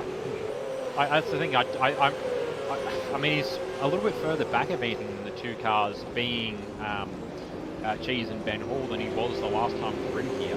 He's going to be hitting at some point soon, but not yet. So Ross and I imagine some of the Pixel guys, Lewis Wedding did come in. But for Hans and Ross, they're probably also in the same window as Kemper for different reasons. They're hoping for a late safety car. I think they are. They're going the long route here. And this is where things are starting to get a little bit interesting, right? Because Termo, or Curtis Egmanis, has actually just been passed by Lockie Lock, who was actually a lap down. You can see Lock on your timing tree there on the right-hand side. So not right side, the left-hand side. He's actually much further down the order. He's 21st overall, so he's actually trying to get a lap back, but he was actually quicker than Termo, and Termo was actually fighting for the position to let him go through. Same sort of thing happening here. Brunswick has been out on obviously on those tyres for some time. He's actually being caught by Cox, Hall, Rutledge, and Thrower, and he can't pull away from them. So drivers that are on a lead lap that are yet to stop are now really starting to struggle amongst the lap traffic. They're running, unless the safety car comes from that level 2, they're running too late because, yeah, they're getting caught by drivers. I watched Brendan Ross do turn 2 earlier in the lap, and he was nowhere near any sort of an apex at any point. They're at the point where their front left is very much out of fuel, and their front left is the tyre you need around here, which would be the reason why Cox is catching up to Brunswick. Why I think that's Scott Murrell actually is filtered through up ahead, and he's actually, yeah, it is Scott Murrell, also Cheese as well. I'm trying to figure where he is, but Scott Murrell's actually, I think, actively catching Ross at this point. Yeah, Murrell is. Murrell's actually 16th in the running order, and he's just heading down towards turn 3 at the moment. And yeah, there's one of the Pixel cars that's just ahead of him on the circuit, I think. Yeah, it is. And to underscore what this is doing to the lead pack drivers, Termo's just come in. Termo's going to have the least loss of the 3, but even then, Termo is just, Tim Redmond's just cleared past. He's actually going to, Foley's probably going to get stripped through as well on Termo, just a result of Termo going out longer trying to wait for that safety car. Yeah, Foley's going to slot through, and Snipes going to be right on Termo's tail, so Termo's going to be lucky he didn't have the tyres, but he's dropped down to 8, so I think he's made a net loss by pushing as late as he has. Yeah, he's down to 8. Hit it. So the Pixel guys are going to keep losing out more than this. That's right. So Foley's gone through. Snipes has got a head of steam here. He's going to try and catch up to the back if he can, but Termo, if he can switch those tyres on fairly early, he's going to have a nibble here at Foley. Say that Ross is in, so it's just Brunswick we're waiting on now. Brunswick and Kemp, they're the only two remaining. So Kemp, of course, is going to filter right down to the bottom of the pack, I would say. But Termo's now switched those tyres on. He's actually got past Foley at turn number 3. So he gains himself a spot there, but Foley might have a little bit of a nibble here. Heading down towards turn 4, not quite close enough. Termo's just a little bit too late on the brakes and makes that work. So overall, as Devonish sets another fastest lap of the race in a minute at an 8 flat, Brunswick is the race leader, but still needs to serve the mandatory stop. You can see Brendan Ross now, here he is. He's just filtered into the lane here, or out of the position here. So there goes Wedding. So he's actually lost to Wedding. He's going to lose to Redmond here, really close to losing a spot to Redmond at turn 1. Can Redmond get down the inside at 3? That's where he's going to try and make this move. Yeah, I think Ross was legal on that, but he was very, very close to where a cone would be if we marked the exit for the cone. He cut across just to the right time to hold that spot, and all he's going to do is hold Redmond for the next couple of corners to let his tyres come back in pressure. But even then, once his tyres are in, he can then start to pull away again. But Redmond's, pretty hot under the collar. He got tipped out of podium spot on the first lap of this race at the second corner, and he's trying to get back there. And look, the way Hans is going, he's going to pass Hans. Although I say that, I think Hans Brunswick's in the lane right now, so that's released Devonish. So he's going to end up with a really healthy margin out of all of this. Yeah, the interesting thing would be where Hans Brunswick drops back into next. I think he's going to get passed by this next train. It's going to come pretty close. And even then, even if he only gets dropped by one of the drivers, they're a pretty compact 3-car train. There's the 2 Pixel cars and then Tim Redmond. And no, actually, they're all going to. They're going to get him. There they go. And there goes Redmond as well. And you're going to get Steve Burko, who's actually a lapped runner here. He's going to go through as well. Brunswick's going to go into turn 1. Termo's not going to be close enough to really have a nibble here, but he did his best there. So out of all the late stoppers, Ross comes out second, Brunswick 5th, and Termo 6th after all that ended up. So look, it probably could have, I would have expected it to end a little bit worse than that. I would have thought they were going to lose a few more positions. Now as Redmond sides past Lewis Wedding for 3rd place, makes that move stick. Now Brendan Ross is going to have one very angry number 43 Mustang honing down on him for the next 4.5 laps. Yeah, and in theory, Redmond should be the slower driver here. Well, like he is faster than Wedding. Wedding pitted, I think, roughly at the same time as Redmond. And we know Redmond's pace. Ross is on pressure tyres, so it's a bit more skewed. Maybe not in Ross's favour, but a little bit against Redmond's favour. But Ross is racing, whereas Redmond's recovering still. He should be fighting for second. He should be fighting for the lead. I don't think he's going to the lead of this race. Like, we need to, at this point, a safety car is going to be what changes the complexion of this race. In the other way, that'll bring all the cars, especially some cars with some slightly fresher rubber, up on the back of the Devonish. But yeah, at this point, Will's pretty comfortably in first, and Ross has 1.7 seconds to Tim Redmond. And he's going to try and maybe not gap that, but at least try and mitigate the loss. Yeah, that's the key element that you just mentioned there. Got to mitigate the loss. Speaking of mitigating losses, Foley's not doing a very good job of mitigating the loss of position to NZ Snipes here. The Kiwi is all over the back of the 074 PBF Commodore right now and eyeing off 7th place. He's had a really good run, a string of top 10s here so far this year, NZ Snipes. He's looking for an even better one in this outing right now. Hey, and have a look right behind them. They're only a couple of car lengths down, but the old dog is up to his tricks again, Rhodey. Phil Boak's gained 10 spots. He's inside the top 10. I'll admit, I was very surprised to see Boakey sitting there. I'm just like, okay, yeah, Boakey might be lap. No, Boakey's racing for position. Boakey's great strategy. Exactly, strategy. He's been around here. He hasn't put a lot of practice in publicly for this evening's racing, but no, the strategy is just the old head on the shoulders, which makes the difference. He's been racing since 2018. He's one of the veteran drivers in the field. One of the other ones being 2 cars ahead in his teammate in Foley. But yeah, it's just some of the strategy calls going back to when, as I mentioned, home track advantage. PBF have done a lot of laps around here, both in races and in testing. So it's just starting to come back to Boakey for him, and he's put himself in a good position. And even if he's not going to make up any more spots, he's pretty comfortably. It's not an infallible gap. He's got 3 seconds to Noah Tara. He has indeed got 3 seconds to Noah Tara. Snipes gets through at turn 3. He made that move stick, and Foley was a bit slower for turn 2, which actually gave Snipes the run that he needed to get down the inside quite comfortably and wrestle that position away. So it's been a great opening couple of rounds for NZ Snipes. He's continuing that red hot form. Now, the one that sort of fell out of contention a bit here that we were looking at and eyeing it off was Leonard Grossel, Rhodey. So he's had a slow stop somewhere, despite starting rear of grid. So he's the biggest gainer out of all of this. He started in 22nd. He's going to finish his first Supercars race in 11th. He's going to be chased all the way home here by Brap. He is, but there is one battle I want to look at more than those two, and it's Termo right up behind Lewis Wedding at the moment. Oh, he's caught him. The tyres, and he's been hustling Lewis for about the past 4 or 5 corners. And second there, it looked like there might have been, a cause for collision, a cause of calamity between the pair of them. But no, he has got through in the end, and actually Wedding, I think just the tyre life just isn't coming to him. He's got the pace to compete with these guys on equal tyres, but he's not quite there. I don't think he's going to lose too many more positions too many more spots for position here. Snipes has got to process through Steve Burko first to get to him. But yeah, the strategy maybe not quite playing Lewis's way. No, definitely didn't, and also not playing Leonard Grossel's way either, because Brap's gone through at turn 3 as well. So he moves himself up to 11th place. He's becoming quite a handy substitute, isn't he, Rhodey? He is, yeah. At this point, he will be scoring more points for the 2 than Zach Brown, but I hope we're going to reverse that across the season. But no, Brap's having a very good strong drive as well, and with where he's positioned in the Dev Series, it's very early days, but he's in the window of perhaps looking at Supercars in 2024 as well. So this is just good miles under the belt for him if that move becomes a possibility for next year. Yeah, it certainly is. He's going to be very, very much sought after, I think, when it comes to Enduro Cup at this rate. Going to be a very handy co-driver for anybody in the field, and I think there's going to be a few drivers and teams are going to be clamouring for his services. So now this will be interesting to see what happens here. We have to keep an eye on this one to the flag. Hans Brunswick's actually been caught pretty rapidly by the Turmo Mustang, and there's only a lap and a little bit to go here. So Turmo could be on for 4th place, having been sort of, it looked, as by our logic, over and done with.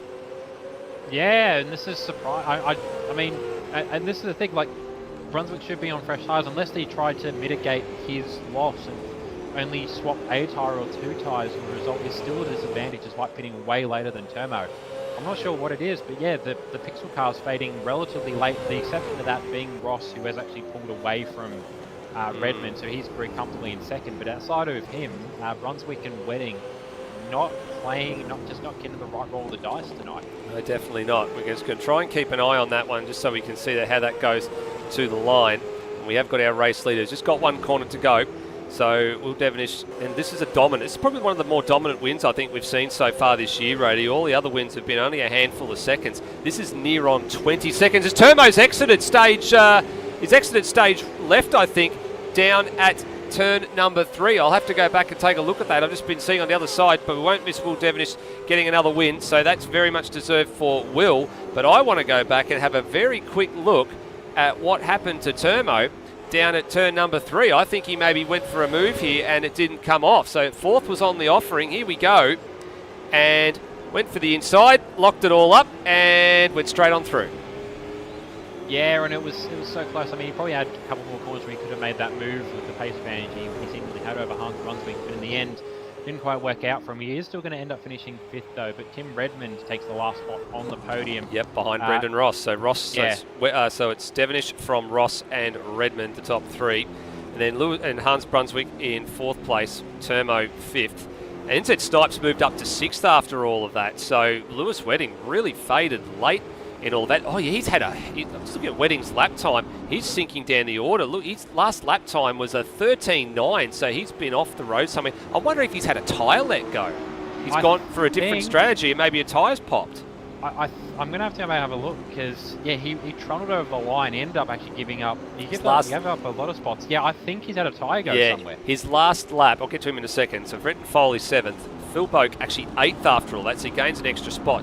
Noah Tara 9th, and Bratt gets a top 10, so you'll be pretty happy with that. And 11th to Leonard Grossel. Lewis Wedding's last 2 laps was a 1 minute 13 and a 1 minute 28.0. So he must have had something let go. Like his last lap time, it was all, I'm just trying to work out where it was. I'm just going to have a look at the actual lap time charts just to see where it actually took place, like what actually happened. His lap times were actually dropping off. So from lap 21, he was in the 11s and 12s, and he was 13s by lap 25. And then he had a 27.1 in Sector 1, a 27.5 in Sector 2, and a 33.3 final sector. I reckon he's had a tyre let go in the last sector of the last lap of the race. Yeah, well, I think from what I was seeing, he probably let go out of the second last corner, from what I'm seeing. That makes a bit of sense.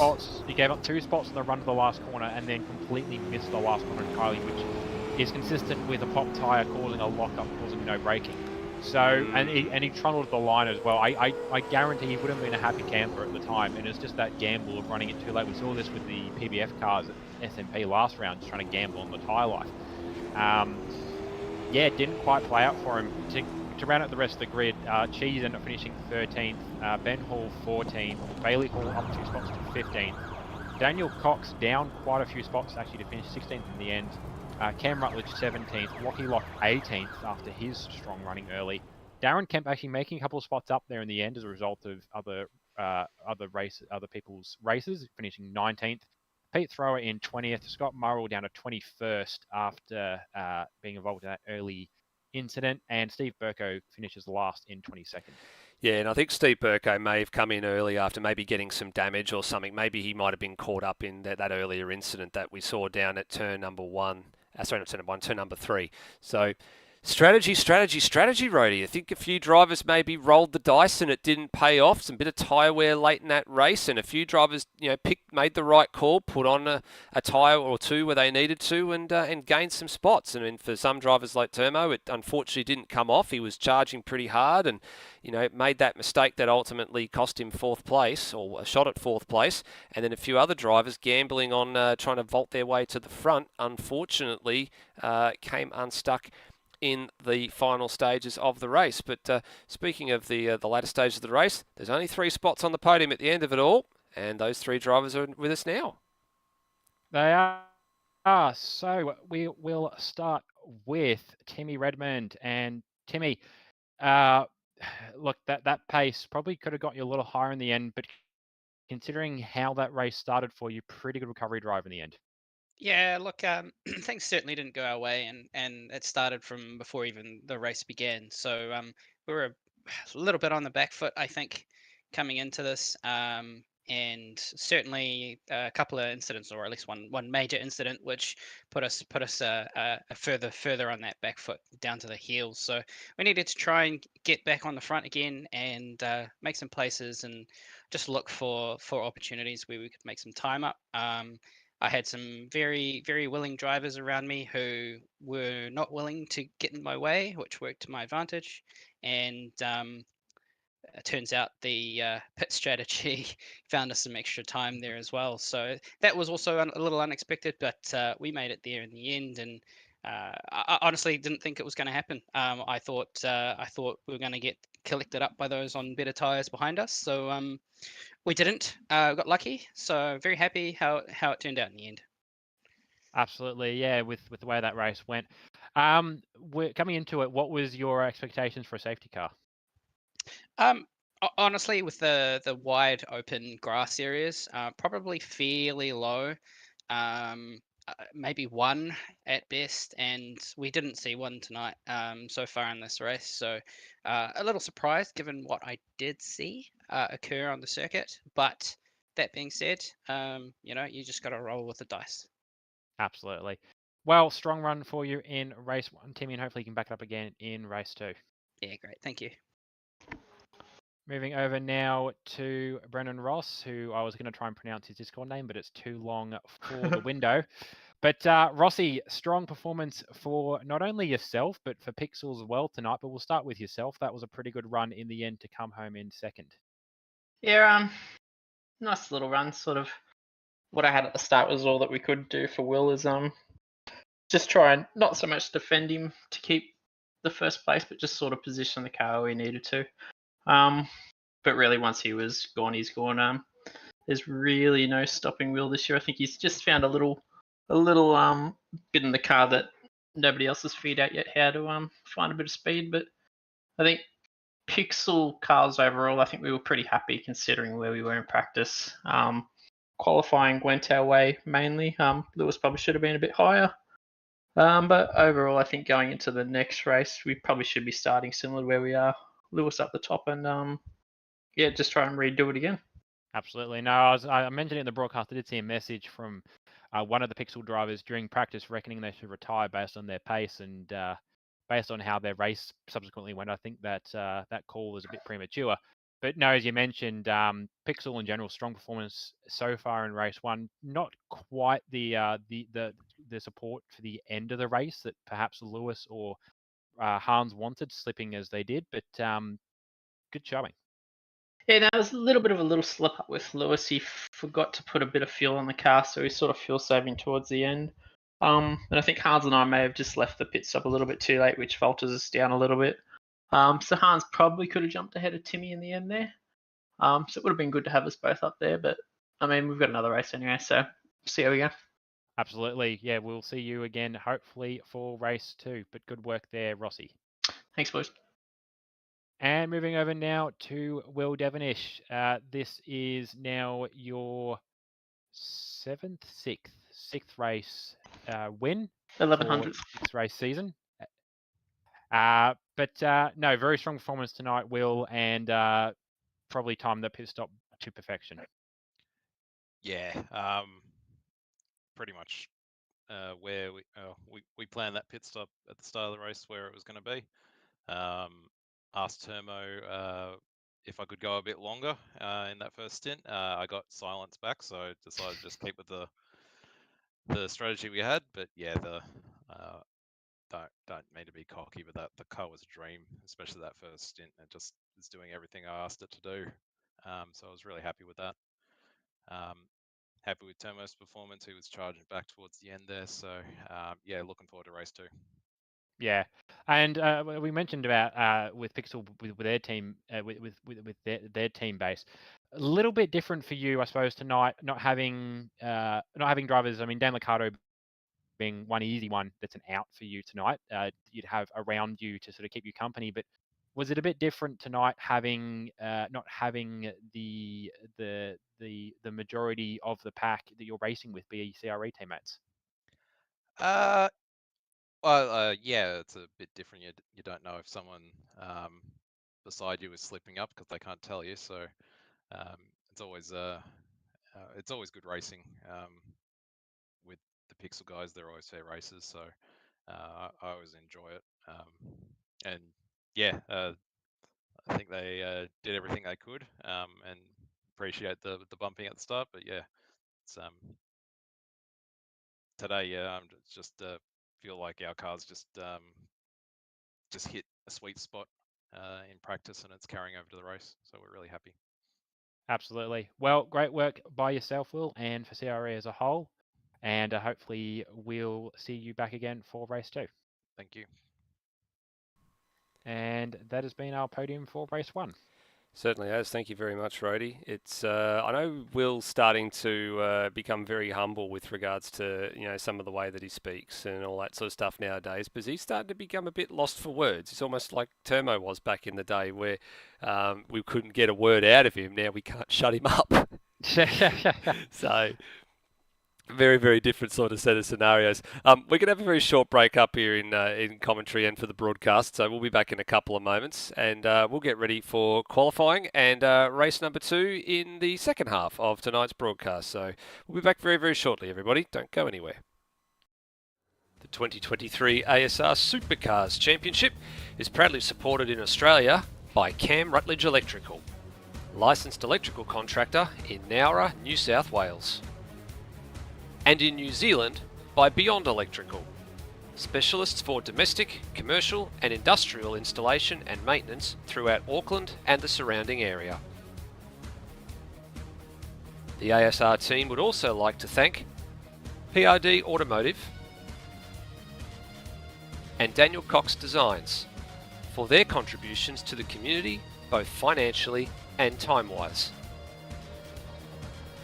Finally, without naming names, the ASR team would like to thank several individuals stepping up in 2023 to help drive the community forward with several initiatives such as social media, web content and other projects.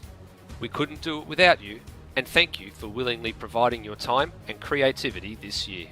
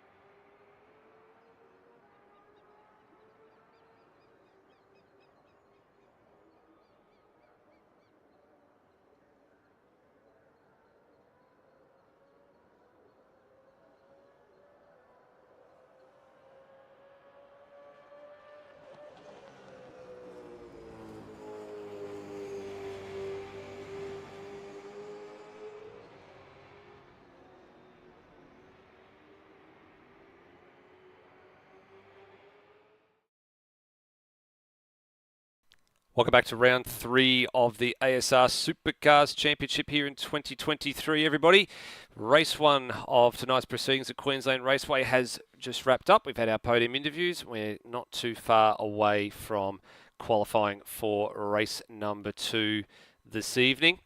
As we get to have a bit of a quick chat in between things here, Rody. Are we expecting more of the same, do you think, in race number 2 and qualifying 2, or are you thinking something a little bit different now that everyone's had a chance to see what everybody else is doing? I think we might get some changes in place, maybe not at the front. I think the only, well, I say that actually, I feel like as much as they might want to try and games their way in a different strategy, I think we're going to find the Pixel guys pitting when we see the rest of the leaders pit rather than later than this time around, because it really hurt them. Maybe there's a good chance they probably couldn't hold on to hold on to Will as it was anyway. But as Rossi mentioned, Hans could have probably had Redmond there if he'd pitted a little earlier and had the tyres to work with. So that sort of stuff will play into it. I think also some drivers were forced into their strategy just by the circumstances of the race. Anyone that got caught up in that lap, in either really lap 1 instance, either it was a one-car one, but the one for Timmy, or the big pile-up we had down at turn 3 that honestly should have caused a safety car with the amount of cars that were involved there. Some of those guys, Murrell being an obvious example, pitted when they pitted because they had to rather than because they wanted to. So I think that'll change their approach. They'll pit a bit more closer to the center of the race. And the other thing will be, if a safety car pops up at some point, then obviously that'll throw any existing strategy out the window. But I think for the broad spectrum, it's going to see some similar stuff. The other thing I might expect might change, though it didn't look like it needed it much, was Leonard Grossell might actually start to qualify for this race. Yeah, that's a very valid point, actually. He was the only one that actually didn't set a lap time. And I know I saw a couple of drivers enter, enter very, very late into the server. And I think 1 or 2 in Dev Series actually got caught out with the infamous toe glitch. So they actually didn't get a chance to qualify. So wondering whether the same sort of fate beset Grossell when he was sort of like the last man in and was just entering on the cusp of the server, rolling over from practice into qualifying. But nonetheless, he's actually got a fairly decent bit of pace, it seems. But qualifying will be the interesting bit for him, whether or not he elects to start from the back and do that sort of, I wouldn't say it's quite last to first challenge, but he was doing all right for a good chunk of that until the last couple of laps when it all went a little bit sort of pear-shaped. Qualifying is just getting ready to commence here. The infamous bit of work that usually goes on with the server, getting everybody joined up and synchronized up, and then we will be underway. So another 10 minutes on the clock. Same situation as for race number, for qualifying 1 and race 1. Hard tyre, the only tyre in play, as is for the entire night. And you can see here all the cars just lining up out of pit lane. The Coxie's gone a little bit early there, and the red light has not been extinguished out of pit lane just yet. There it goes. So all the cars now very much making their way out of pit lane. But Cox, for him, he's actually gone a little bit too early, Rody, and that usually means that your first lap or first flying lap usually does not get counted, I believe. It'd be interesting to see actually, because we saw this in Dev Series last week. I remember this. Drivers, a bit of a desync in the drivers left before the time. Well, I know one driver left very much before the time started, they didn't count. But I believe some drivers left within like a couple of seconds of what we thought was the time, as at our ends. But at their end, they were within the time. So I don't know. We'll see. Essentially when Cox crosses start finish line, whether he starts ticking. If he starts ticking, then we know that at his end at least, it was all right. If his timer starts ticking, right? I was about to say, if he started ticking, there'd be something seriously wrong with him. Sorry, I should clarify. If the timer for his car starts ticking, then we'll know he was good in some capacity. Maybe not at our end, but he was at the end that matters, I suppose. Well, let's find out. Here he comes. Does his time start ticking? Yes, it does. Yeah. So he's actually stolen a bit of a march at everybody here. He's actually got some clear air. So away goes Daniel Cox, the same way that it was in qualifying 1. He's the first man out, and he wants to have all the broadcast time, which we're not going to give to him. Let's go to his teammate Cam Rubbage instead. Yeah, so Cam's buried in a bit of a pack at the moment. Actually, they've got not quite the Adelaide Grand Prix or the Barbagallo qualifying snaky trains, but something similar to that, as they all try to set themselves up on the back straight. They all kind of left with one big clump, so that was the easy way for them to separate themselves out. So he's got Levis Brenton Foley parked just up ahead, with Lockie Lock, and just behind him is Phil Boak. With I see Bailey Hall, and I think it's Termo buried down there as well. Yeah, so actually it's a bit of a gaggle for sort of through sectors 1 and 2 at the moment. That's where the majority of the field actually happens to be, whether they're running line astern or whether they are sort of got a couple of maybe 10, 50 metres or something in between all the cars. It's all in sectors 1 and 2 at the moment. And everybody's out on the circuit, so Leonard Grossel is going for qualifying, although we have actually lost one driver. So NZ Snipes actually has bailed out of the server. I'm wondering if that's internet drama or the game's decided to crash on him, but he's actually dropped out of the server mid-qualifying, so he's actually going to start ROG, or rear of grid for the uneducated, for this next race. As it seems, Ben Hall's had a bit of a high-speed moment through the opening couple of corners there. He's just set the 5th quickest lap time provisionally across the line at a 9.9, and got a bit wrong heading down into to turn number 2. Big tank slapper as time start to roll in here. Murrell with 10th quickest time at the moment. He's actually improving. Plenty of green sectors popping up on the timing screen, as you would expect to see. And a handful of drivers yet to set times. Rutledge, Brunswick, Wedding and Ross, the only 4 drivers not to put a time on the board to start with. And Brunswick certainly won't be, because doing another lap for this run for him. With the 8th quickest time on the board, he's off the road at turn 2. Yeah, a lot of green sectors. Actually, a couple of purple sectors popped up as well. Actually, Noah Taro currently with the fastest first sector, but at one point there, Leonard Grossel, I think he still might actually has the fastest last sector of this track. I've actually seen a purple pop up for middle sector at any point recently, and Noah Taro actually has stopped picking up a lap, so I think he's gone back to the pits at some point. Yeah, he has, and he's actually just been unserved by Tim Redmond as well. So Redmond goes to the top with a 9.3, so quite some margin off the lap time that we saw in qualifying number 1. Daniel Cox, surprisingly, the 3rd quickest time at the moment, provisionally, with a 9.3. Time's definitely a little bit slower than what they were, but very, very tight margin still. Top 3 separated by, 0.025 at the moment. So not a lot in that at all, although Devonish has just actually increased that marker. He's gone down with a 9.0, so that puts that little statistic to rest. He's got 3/10 on the field. Yeah, so Timmy up in 2nd, Tara 3rd, Cox 4th. Leonard Grossel currently running around in 5th place, which is a lot more worth it to see him in a qualifying session rather than in the pit lane. So I think either, I don't know whether that was a challenge or what, I was sort of find out from him after the night is over. But Lockie Lock in 6th, Ross actually down in 7th, which is a little bit back from where we were sort of seeing the fictional cars, but I imagine there's got a little bit left to go. Hans Brunswick popped up there as well. He's up in 10th now, actually, and surprisingly, Foley up in 8th and Folk in 9th. Yeah, so the old teammates having a little bit of a good run in the early stages of this qualifying session. Leonard Grossel's popped himself up to 5th. Foley now moves up to position 6, so he's gained a spot over Locke and Ross here, as there is Locke off the road at turn number 1. So Foley having a much better qualifying session in the second half of tonight's proceedings. Who else is improving at the moment? Ben Hall, he's sort of gone a little bit further backwards. Bailey Hall's improved a little bit.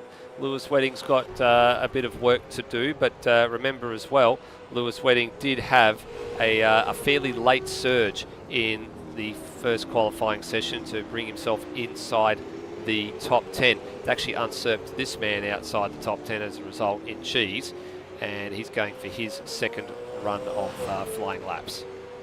Although at one point there, Grossel was purple in the first sector. I'm not sure whether somebody wanted to pinch that off him, but he's then lost it in the second sector, actually pitting now. So I imagine he'll be out again in for another 30 seconds or so for a 2nd run.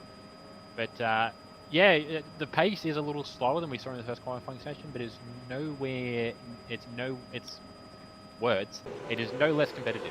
No, definitely not anywhere less competitive compared to qualifying 1. Just probably the track just a little bit not as rubbered in as it was at the beginning of qualifying number 1, because of course all the practice times are there. And now Egmanis goes to 3rd overall on the timing tree, as Brunswick actually jumped up the order to go 2nd, who was then usurped by Noah Tara. and moved himself up to third place. Up to second place overall as well. Only going 0.064 slower than Will Devonish as well, Nawatara. So he's got a little bit of pace there. And Devonish has sort of penciled him in potentially for a race win at some point this year. But the question is, we don't know when. And with the way Will Devonish is going, I'm not sure, Rody. I really am not sure if that statement's actually going to come to fruition or not. Yeah, it's almost going to be, granted, it's even the really big streets get toppled at some point. I think back to 2016 where North went 9-0 and then West missed the finals.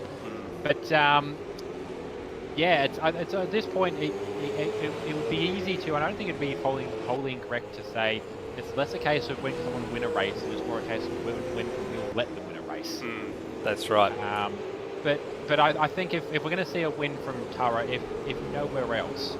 I can't remember if we're going to Adelaide or not this year, but I know we are going to the Bend. Yeah, late. Yeah, we are doing the Bend a bit later on. And that's the short version too. It's the West layout that we're going to be doing this year. Yeah, so Will goes 4/10 better on his own time there. Yep. But I would expect if Tara's going to win a race, I reckon that's probably a good showing because it is one of his home races. Yeah, I would say so. It'd be a home race for Nawatara, as Brunswick actually just usurped Nawatara for second place as well. So Brunswick's moved himself up the order again. Bailey Hall's looking good. He's moved up the order. He was 10th. He's now just been popped down to 11th spot as he comes down to the line. Improves PB and goes 6th. So that's a massive improvement for Bailey Hall in the number 38 Beyond Racing Young Guns entry. And a very, very nice job. It's actually just been usurped to 7th because the times are fast changing. Brendan Ross just jumped up into position number 4. Redmond jumped up into position number 2. So it's changing very quickly here inside the last 2 minutes. Egmanis is 6th. And then Bailey Hall, Daniel Cox is down to 8th. Boak and Cheese, who's had a good run, he's now back inside the top 10. There's a lot of fine margins out there at the moment. We're struggling to keep up with it all because it just keeps changing so rapidly at the moment. We've got some very tight margins, same way that we did when we were in qualifying number 1. Right now, Bailey Hall 7th on a 109.3, all the way down to Brenton Foley on a 109.483. There's a 10th and a half there, spanning about 6 or 7 spots. So again, very, very tight mid-pack. Yeah, and even then we're just seeing cars just, as they go around the lap just dropping through the order as times are coming back up again.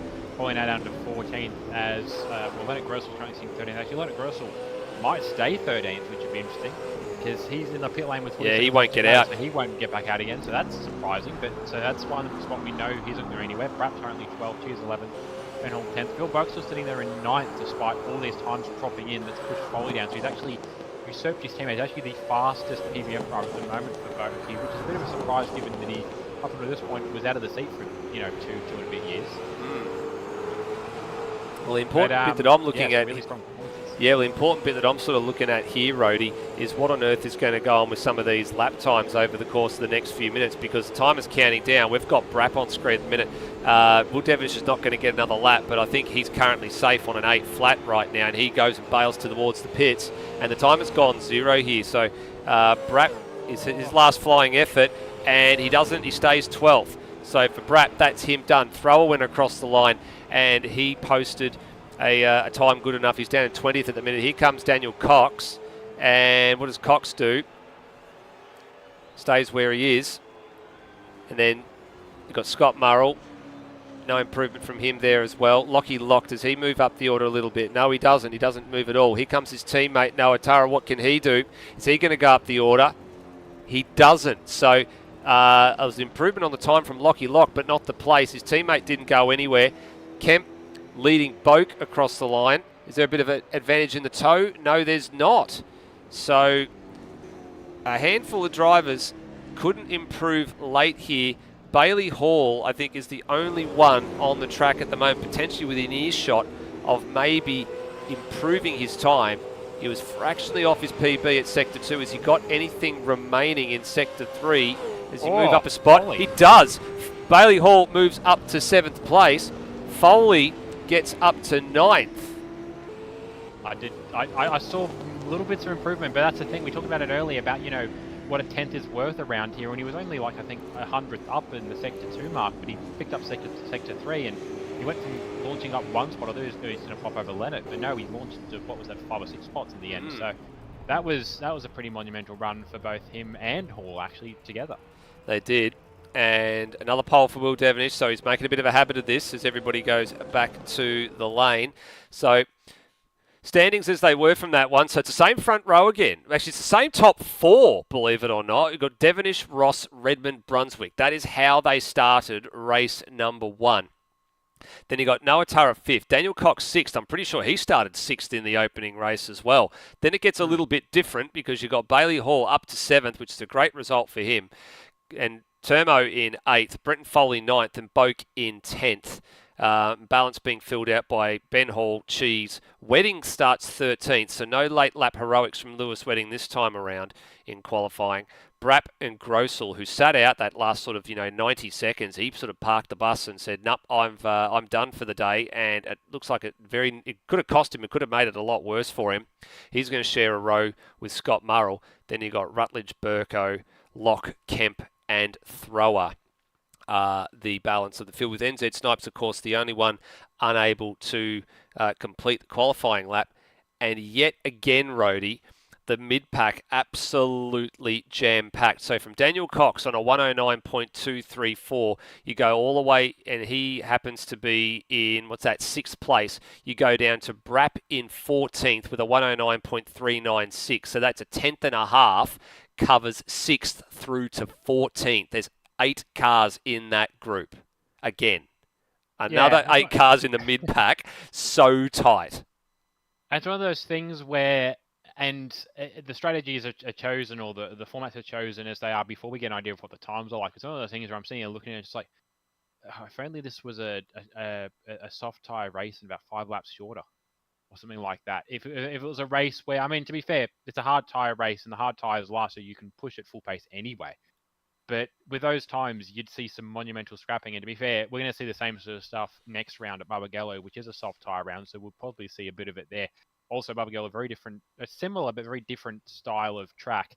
It's there's a lot more cornerage, but similar sort of thing in that you kind of want to sort of move up a few corners in advance. I've seen quite notably there was an overtake in, I can't remember where it was, but it would have been in a supercar. I think I remember that much, but I remember seeing a pass that took a lap and a bit to complete around Barbagallo. So that'll be interesting looking into the next round. But yeah, I'm just looking at those and thinking, ooh, if only we had like a full hard out sprint race set up for it. But even then, as I said, hard tyres, these guys can push on these hard tyres. I mean, unless you're trying to save some tyre somewhere to avoid taking extra tyre in the stop, which can be a time saving if you're really trying to shave tenths off.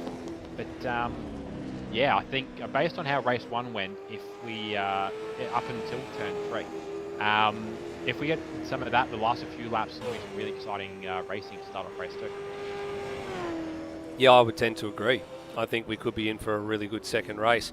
And you mentioned Barbagallo because, of course, Barbagallo is the next stop on the calendar for both the Dev Series and the Supercars field. So 2 more weeks for the development series.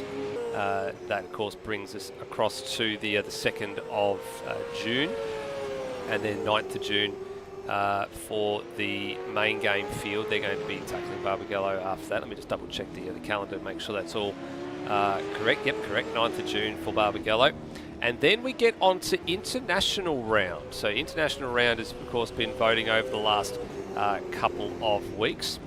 There was 5 tracks up for selection based on everything that was picked up. We had Monza, we had the 2001 layout of Imola, with Watkins Glen, Red Bull Ring, and Montreal, or Circuit Gilles Villeneuve. And the winning vote went, of course, to Watkins Glen. After about 50 of the drivers decided to vote, we had enough of a majority to declare the winner. The only bit of information that we don't have yet is the layout. That is still being written up and voted on at the moment. So there's 29 votes. I just had a quick look a little bit during the break. There's 29 votes of about possible 57, I think, that have been cast. And at the moment, the short layout with the chicane is fractionally ahead of the boot layout with the chicane. So they're the 2 options that are on the table, both very suitable for supercars racing. And hopefully, after this weekend is over, we'll be closing that vote and then putting a track out for download in the next couple of weeks. But first time in a long time we've actually had international round. And the last time Rody was Bahrain, it was the season finale, I think, in 2020, I think, if memory serves me correctly. Yep. So right. the last time we went racing internationally, and we're going to be racing in upstate New York. So that'll be a rather interesting occasion. Yeah, you basically got the split in the votes between those that are a fan of GT racing and those that are a fan of NASCAR. Because those are essentially the two. Oh yes, very good point. Between, and I will make that point actually, and we will see for Supercars and I think for Dev Series as well. There are guys that are working on with Watkins now coming up. That even if we run the layout with the boot, there is still NASCAR layouts, NASCAR livery planned. Bowley publicly is the first one in. He has done a mellow yellow ZB. He's done a very nice job of that car. Very nice job with that car. So that'll be seen in a few weeks' time, or a month and a bit's time. But I know a few other drivers are talking about it. I know that there is going to be a very hard worked on Sun Energy VF Commodore for Brap. In Dev Series, John McDonald is... He's putting himself in a lot of pain, I think, by doing it, partially because it's a very complex livery. It's a livery that's so complex and there's such little accurate source out there for that not many other people have tried it. Also that he just disagrees with Sun Energy and doesn't simp it as much as Brap does. So he's in a bit of pain doing that for Brap at the moment, but he did choose to do it for Brap, so credit to him there.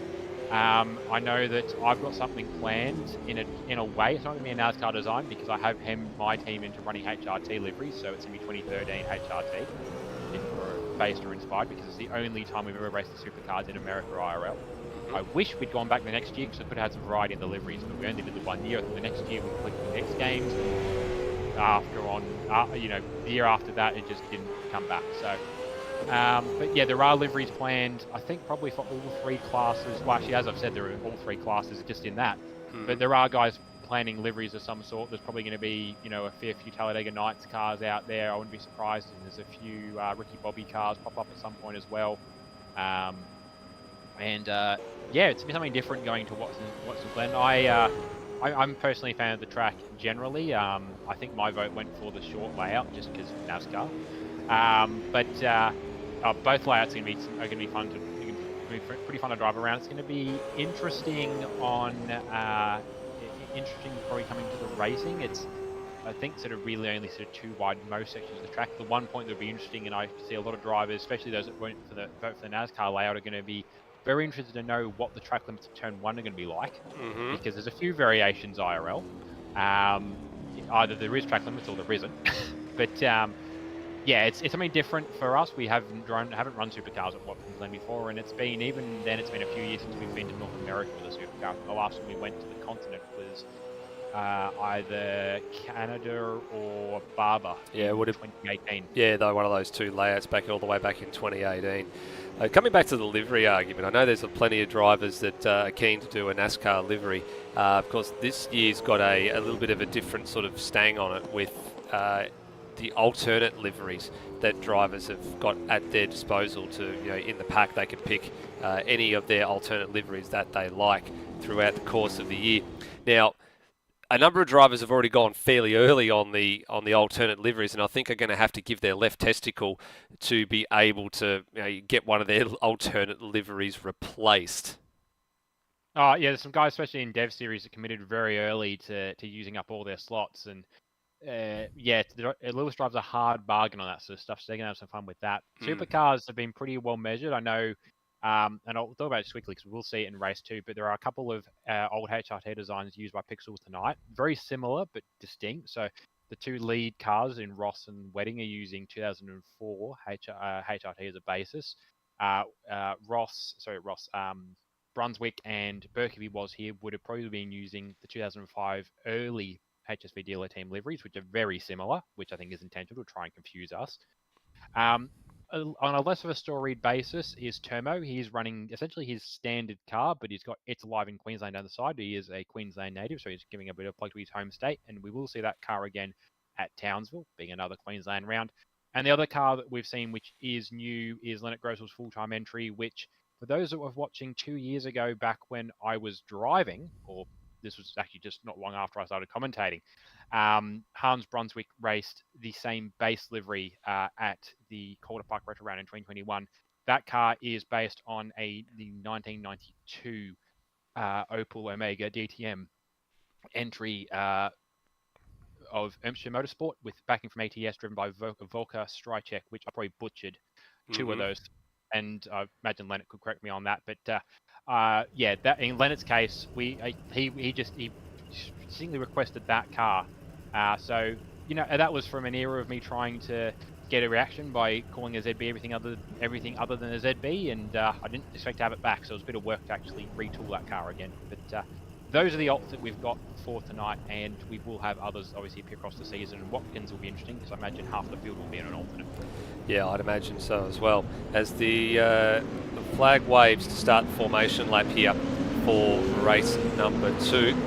Will Devonish was a little bit slow to get away from the line there, so he heads the field now down on the formation lap. Brennan Ross alongside, so same starting order for the top 4 cars as it was in race number 1. So Ross in second, Redmond will be third, hopefully looking for a little bit of a better start this time to avoid the side-to-side contact. Brunswick in fourth. Then you've got Noah Turra, the first of the amped-up racing Mustangs, in 5th place. Daniel Cox, who started in 6th in race 1, starts in 6th again for race 2. Bailey Hall, great qualifying for him. I think Nathan Higginson will be cheering him on from Melbourne, Melbourne hotel room. That's a very, very good result for the Beyond Racing Young Guns, their best qualifying effort so far. Then Curtis Igmanis, 8th place. There's that It's Live in Queensland slogan down the side of the car, which is the alternate livery for him this round. Foley and Boak, the two seasoned veterans and great friends, are going to share row 5 in the grid, 9th and 10th. You got Ben Hall, he's going to share a grid row on row there with Cheese. Lewis Wedding starting a bit further back than he started in race 1. He's about 4 or 5 positions down the order relative to where he started race number 1. He's going to share the row with Rapp in 14th. Leonard Grossel, who started off the rear in race 1, he's going to start at 15th in race 2, alongside Scott Murrell. Then you've got Cam Rutledge in 015 CRE Anson Motorsport ZB. He's next door to Steve Burko. And then rounding out the field, you've got Lockie Locke, who's going to start alongside Darren Kemp. And then you've got 2 Beyond backed machines. You've got Peter Thrower in the 56. And you then have NZ Snipes in the 420. And this is going to be interesting, Brody, for NZ Snipes starting rear of grid. How far can he get to try and keep that top 10 streak going?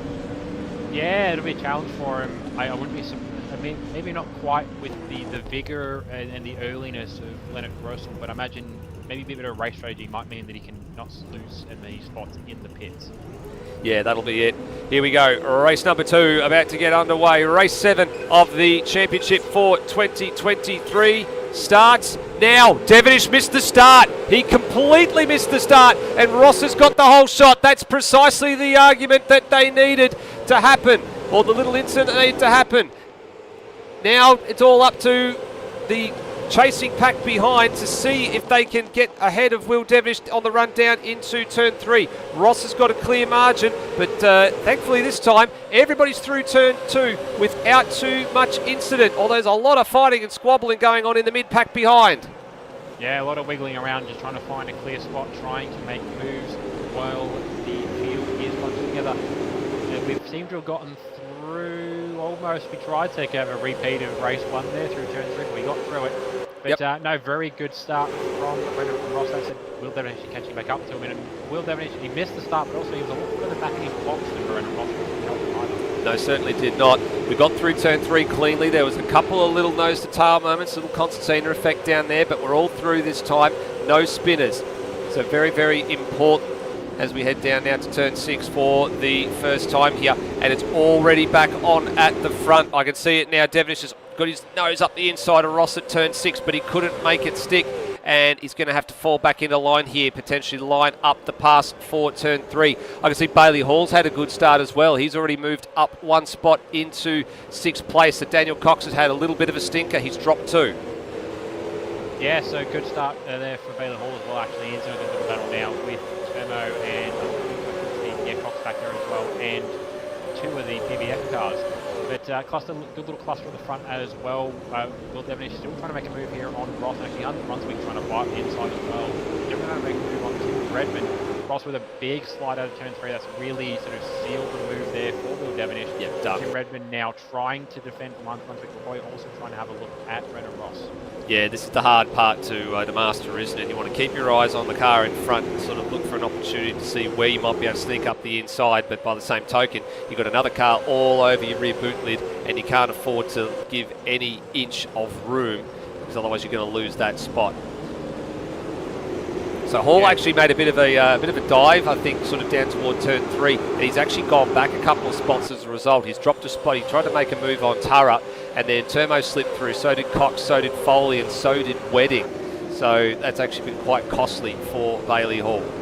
Yeah, no, I saw it in the background. He looked like he lined up for a move, and I don't know whether the lock break was just too late trying to get that move done, and just fired himself straight off the road at turn 3. And yeah, it's a very patchy, very bumpy ground out there. Not an easy place to recover efficiently, so he lost it. In the end, he probably only lost a second or two, but it was a tight little line of cars running behind him, so he lost all those spots. He's now currently trying to deal with the other people in Benhall, and I think they're sort of putting their own train now and trying to pull away. Just had a look at Cheese there, almost tried to fit a square peg in a round hole right in between Leonard Grossel and Phil Boak, as he got passed by Grossel down to turn 3 and then realised he had to move over pretty quick to stop Phil Boak from having a sneaky hook up the inside on the turn 3 exit. And there's someone off in the background, Boak, who's actually was all over there as well. He's gone into the weeds. And is that, that's Murrell who's in the background there, looking like he was going to maybe try and wrap around the outside, but he hasn't been able to get it done. Yeah, that was a big wobble off the curb, trying to get a move done on Cheese. There's stuff earlier in the lap. Well, Cheese actually nearly in the back of Leonard Grossel there. Grossel quite early on the brakes compared to Cheese, and probably just because of the cars in front. Yeah, a bit of a concertina effect going on here. Yeah, a bit of concertina going on here. Ben Hall and Bailey Hall, the two B Halls going at it. Which B Hall's your money on? I don't think it's going to be on either of them right now. I think it's going to be on Grossel if he can find a way through, but he's boxed in here. He can't go anywhere. He's going to have to be very, very sensible here and try and go the long way around. There's a bit of door bagging as well as the drivers picked the accelerator pedals up and the car's jumped sideways, and Leonard Grossel's now just lost a little bit of momentum here and lost that bit of high ground that he'd worked so hard for to maybe try and stay up the inside of Hall here for 4. Now he's got to defend from Cheese. Some fantastic racing down in the mid-pack. Yeah, they're all just, and that's all it is, just trying to get too much run, and that's all this, it's not all this track is, but a big part of this track is how you exit the corners, and unfortunately 2 of the big acceleration zones are curved straight exits, so you have to really manage the throttle. Cheese actually an example there, he ran a little bit wide more so and lost a couple of spots, so he's coughed up spots to Boak and to Brap, and he's now in 15th. Yeah, you're right, Brap and Boak going through there. Cheese now caught out wide on the marbles, he'll to the grass there as well. He's going to drop a spot to Murrell and possibly another one along with it. So yeah, he is, and Burko's up the inside there as well. That's going to put him back into the clutches of his teammate there as well. So not a good sequence of corners for Cheese, as Grossel now finally gets down the inside of Ben Hall at turn 3 this time around. Now he's in position as Hall lights it up on the exit of 3, and this time Grossel's going to drive away from him. Yeah, that was a bit of an inverse of the lap before, where Grossel was the first one to get sideways and actually ended up sort of speeding back into them. Not intentionally, trying to catch the rear of the car, and then Ben Hall was one to have the wobble, which is what put him further back down. Now, Ben's still in a good spot. He's lost one spot off of where he started, but he's really happy with the frame here. Leonard Grossel now having a look at the other B2, I suppose, the way of putting it in Bailey Hall. Yeah, which one's B1 and which one's B2? We haven't quite worked that out yet, have we? I think if we had to give it to one, it would Ben Hall be B1 because he's been around a bit longer than Bailey. So. That's the thing. Ben Hall has been around longer, but Bailey Hall is first alphabetically. So yes, that's right. Depends on how you want to order it. Yeah, we'll figure that one out a bit later. Yeah. We go a bit further up the field. We're actually looking to see how Brendan Ross is doing, and seeing if he's hanging on to the back of Will Devonish. He's not doing too bad a job. He's about 4 tenths in arrears at the moment, so he's not letting him get away just yet. The gap has not exploded like it did in the early stages of race number 1, where at one stage, remember, it was out to nearly 5 seconds before the pit stops shook out, and eventually the race finishing margin was 20 seconds, and that was just purely because of how the strategy played out. A little bit of a mid-corner wiggle there for Ross as well, and they are actually quite comprehensively dropping third place Redmond, who's got plenty of defending to do at the moment from Brunswick, and that's not how you defend a position, that's lock in a break. I mean, he hasn't made an advantage out of that so much, but he hasn't really lost as much as I would have thought. Brunswick is not going to be close enough there to make a move at 1, and he's going to drop back in. That said, he's going to get a much better run tipping him in a little bit earlier, but he can't quite do anything with the rear of the Hoonie Kiwi right in the way. So this is going to go on for a little bit longer, I would suspect. Tim Redmond very keen to just keep clocking those podium positions. Hans Brunswick, I haven't seen him on a podium for a little while yet, so he's definitely got some fire. He wants to sort of, I suppose, avenge parts of how race 1 went for him. Yeah, I agree. So he's sticking very close to Tim Redmond this time around. Noah Tara's being brought into the picture here as well, so he's sort of just stalking, I think, there in the background. And I like that move from Noah Tara. I just like the fact he just needs to sit back there and maybe just let this guy's fight as Brunswick fires it down the inside at 4, but that's not going to work, Hans. And he's coughed a spot up there, not only to Redmond, but a potential spot to Redmond. He's also coughed it up to Noah Tara as well. So I was just about to finish saying I like what Noah Tara's doing here at the moment. He's just going to sit there and wait for the opportunity to emerge, and emerge it did. But the question now is, can he get his defensive act on, keep Hans at bay? I think with how Hans was racing up the back to Tim Redmond there, I think sort of the way he was moving the car around, he was very much putting in better lap times than Tim was at that point in time. So I would expect him to come back up to the rear of Tim Redmond at some point. The question is whether Tara maybe takes advantage of, there being a free spot now in the battle with Tim Redmond and decides to take that spot first, or whether Brunswick is able to process through Tara against Redmond. Well, speaking of processing through cars before anything happens, Wedding's going to have to get a process here as there's a bit of contact going on between Wedding and Turmo heading down towards turn 3. That looked a little bit interesting from the rear wing camera aboard the number 88 pixel Commodore. I didn't get a chance to see what happened on that one there, but I think Turmo had a really good run off of turn 2 and Wedding pulled the defensive stop out rather early. Yeah, I'm not sure what's happening there, but I mean, this is a continuation of what we saw in race 1 for these guys. They had a pretty good battle at the end of things after the pit stops had shaken out. And it's not only Turmo here, Foley is still in on this train, Cox is a little bit further back, as is Grossel, as is just off the back, only dropping slightly after his own battle now is Bailey Hall. Grossel's the one who's processing through, and he's got a bit of a recovery drive in so much as we saw what he's capable of in race 1 before the pit stops took out. And then I'm not sure whether something else played into the end of his race for him, but he's got top 10 pace, and he is there in the top 10 currently, but he can probably go a little higher than that. Yep, certainly can go a little bit higher than that. No stoppers just yet, so everybody's still on the track having completed 8 laps. So it was about this time in race number 1 we saw our first pit stop sequence starting to shake out. Turmo's going to have another go at Lewis Wedding here. He's on the wrong side for that. Wedding squirming under brakes. He tries to pull it up, tries to get the cut back on there, and Turmo tried to fill the gap pretty quickly. And that's a very, very lucky defensive move for Wedding there, that he was just on the racing line, and Turmo gives him a little bit of a serve to go with it. Yeah, I'm not sure whether that was just difference of braking opportunities. What they've also done now is, I mentioned guys that were there, they're now actually actively in this battle now. Foley's there. Cox is actually back up a little bit. I think he's trying to deal with Grossel behind his, more concerned about defending the 9th and trying to make up to go to 8th. But yeah, it's sort of shuffling out now. Yeah, I'd say this is going to go on a little bit. It is. Turmo definitely reckons he's got the pace to compete with and probably be ahead of Lewis Wedding. But Wedding, I mean, he's no De Vries, he's no Kemp, but he is still a pretty hard bugger to pass when he wants to be. Yes, he is definitely indeed a hard bugger to get past when he wants to be, as B1 and B2 are now starting to duke it out again for 11th and 12th place on the road. I think we might have some stoppers ready. I think Cam Rutledge may have taken the bait here because he's actually just popped out ahead of Will Devonish on the track. So I think he is our first pit stop caller for the second race of this evening. And keeping an eye on the chat here as well to see what's going on here. And there's definitely a little bit of banter that's lit up in the last couple of minutes, Reddy. You're watching it the same way that I am. And Brian Walsh, that's definitely not going to earn you any brownie points with anybody in the chat, I don't think, at the moment. because he's a little bit unwell, I think, at the moment. So he is laid up in bed at the moment. So get well soon, Walshy. We really do wish that speedy recovery for you. As this battle between B1 and B2, Bailey and Ben Hall, still continues on.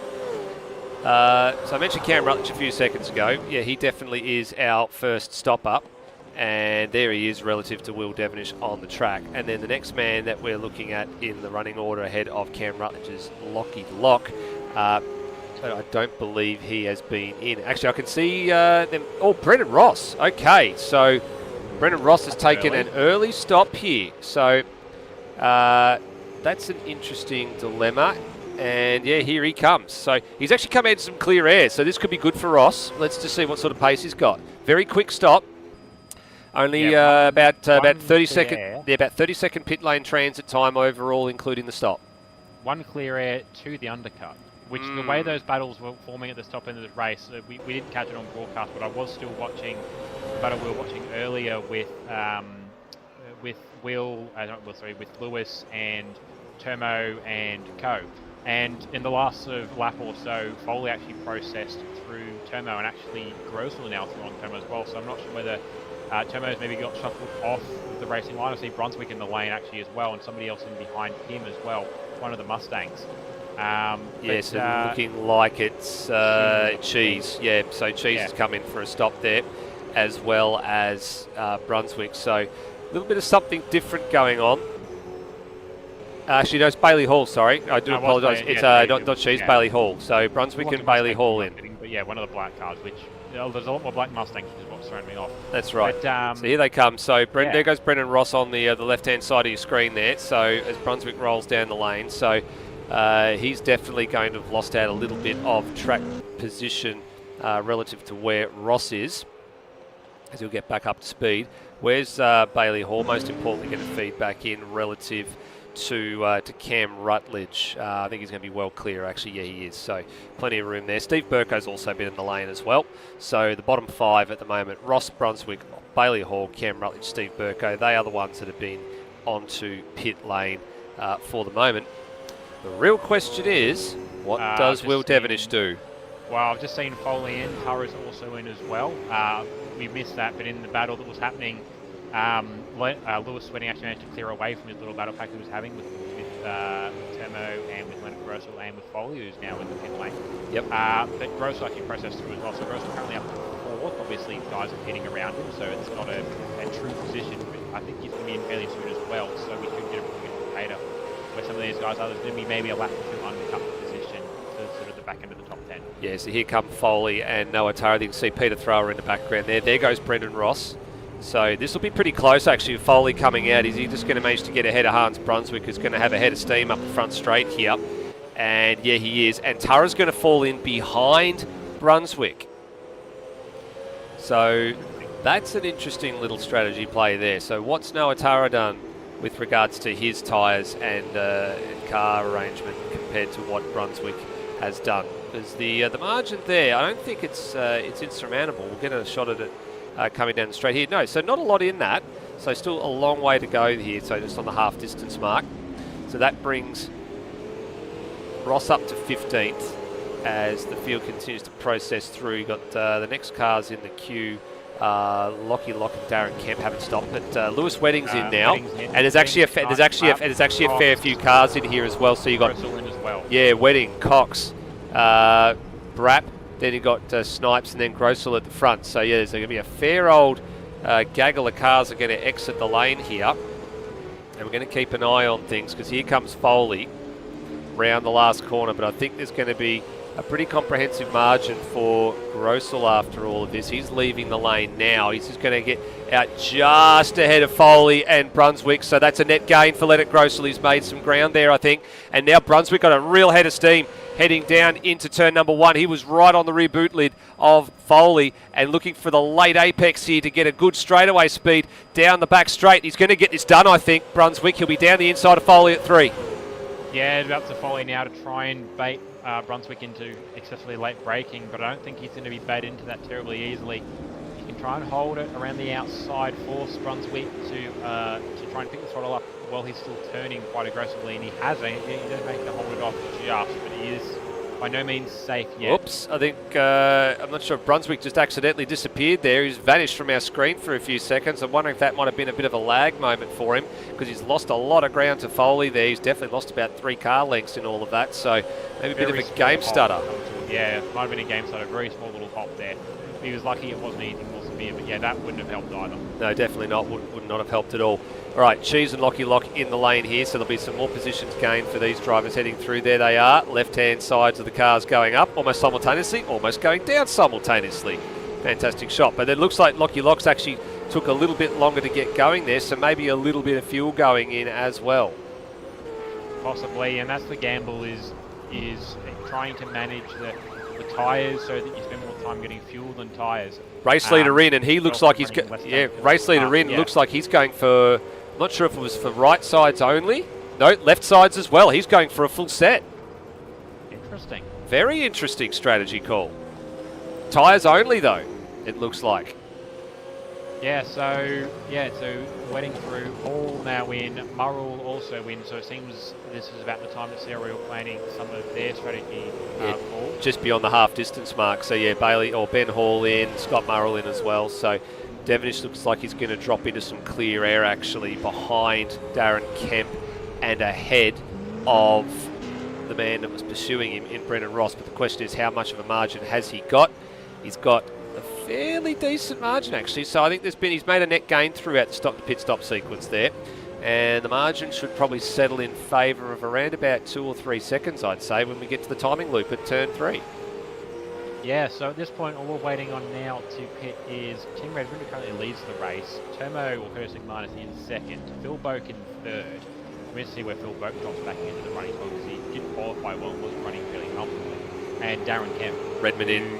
Who is going to drop a few spots. He comes back down. He's currently up 16, but that's by virtue of not pitting. Yep, and Redmond gets a stop before the line, so he's into the lane here. CRE, they're going to bring Termo to the lane. No, they're not. They're going to go around again, so we'll get a lap lead here for the 51. There goes Phil Boak, exit stage left from turn number 6, so he's in to serve his stops. So it's just Egmanis and Kemp at the moment, the only 2 cars yet to take service, and Kemp's going round again as well. I can see him just coming round turn 6. Just looking at Boak's pit entry, I think he was safe. It did look very, very racy, so very much trying to lose as little time as possible in the pit stop. But we're not the only one. This is something I spotted and I noted. But for instance, see now, yeah, with all the effective to the lead or effective battlers now through the lane, with the exception of Termo, where he slots back in. So Boki is going to slot back in behind Lewis Wedding, and I think he's in clear air. He's going to slot in just ahead of Brap. Yeah, he's sitting 11th currently. Yeah, he's slotted in ahead of Brap, and 11th. He's got plenty of margin there, but the question will be, can he hunt down Lewis Wedding? He's got about 4 or 5 seconds to make up. And Wedding himself was actually on the back of Brent Foley heading down towards turn number 3 at one stage. I think he looks like he might have dropped a couple of car lengths. He has dropped a couple of car lengths through turn number 2 as Termo now comes to the lane. So this is the important stop for him, where he feeds back into the traffic. So where was he when he eventually started the race, Rady? He was quite substantially sort of toward the back end of the top 10, I think. So where are we expecting Egmanis to feed back out? Probably around about again, back end of top 10, and Kemp's in as well actually, so this will cleanse the field fully.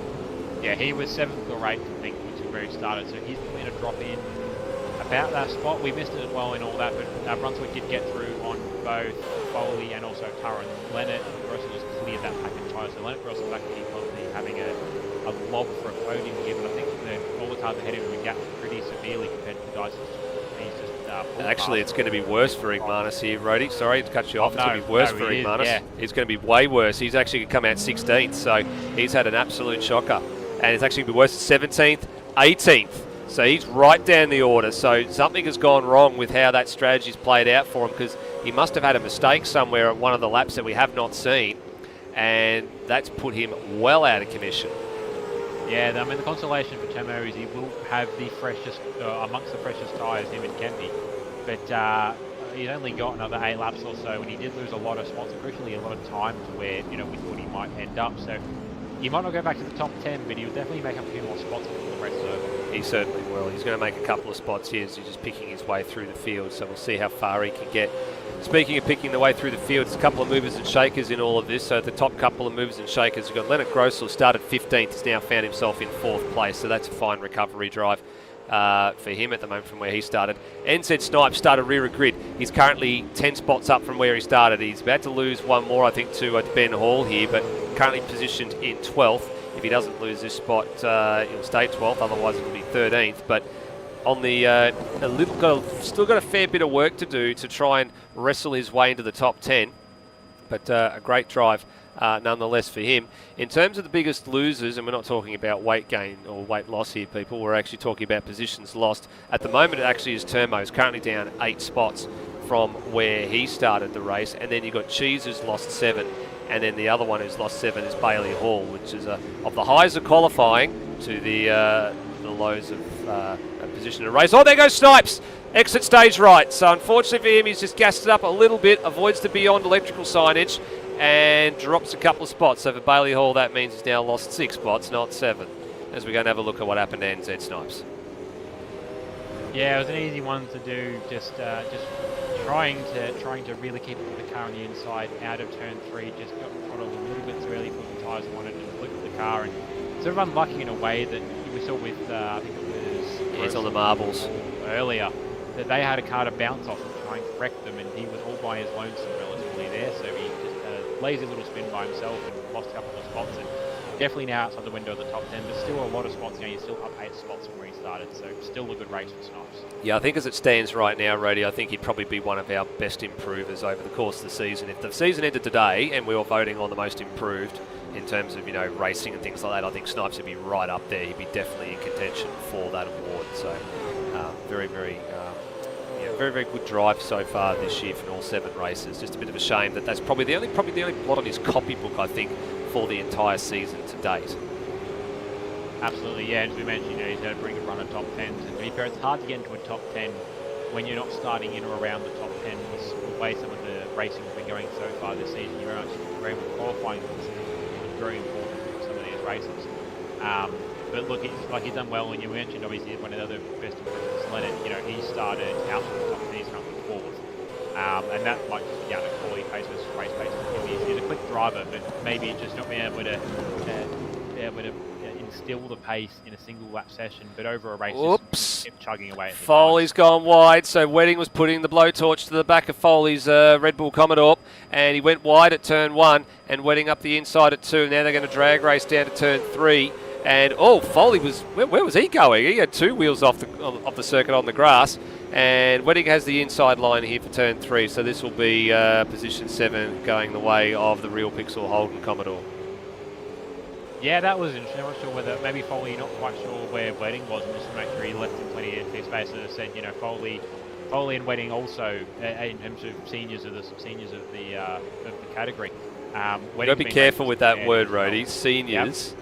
Seniors of the category. About to say they're going to be coming for you later. Yeah, no, they will be. No, they've both been racing since 2018 as well. Oh, Brunswick, hold on to it, Hans. He had a very, very loose moment going through the final corner, and Noah Tara's now all over him in a flash, but Brunswick locked the rears going into turn number 6 and very nearly lost 5th place to the 5 Active Energy Mustang and Noah Tara, and now he's vulnerable too. He's looking for that late apex to try and insulate himself down the front of the back straight here, as they're all using a little bit of grass. Let's go and see if we can have a look at that little moment for Brunswick coming through the final corner. Sort of hit. So here it is. We just wind it back on the replay.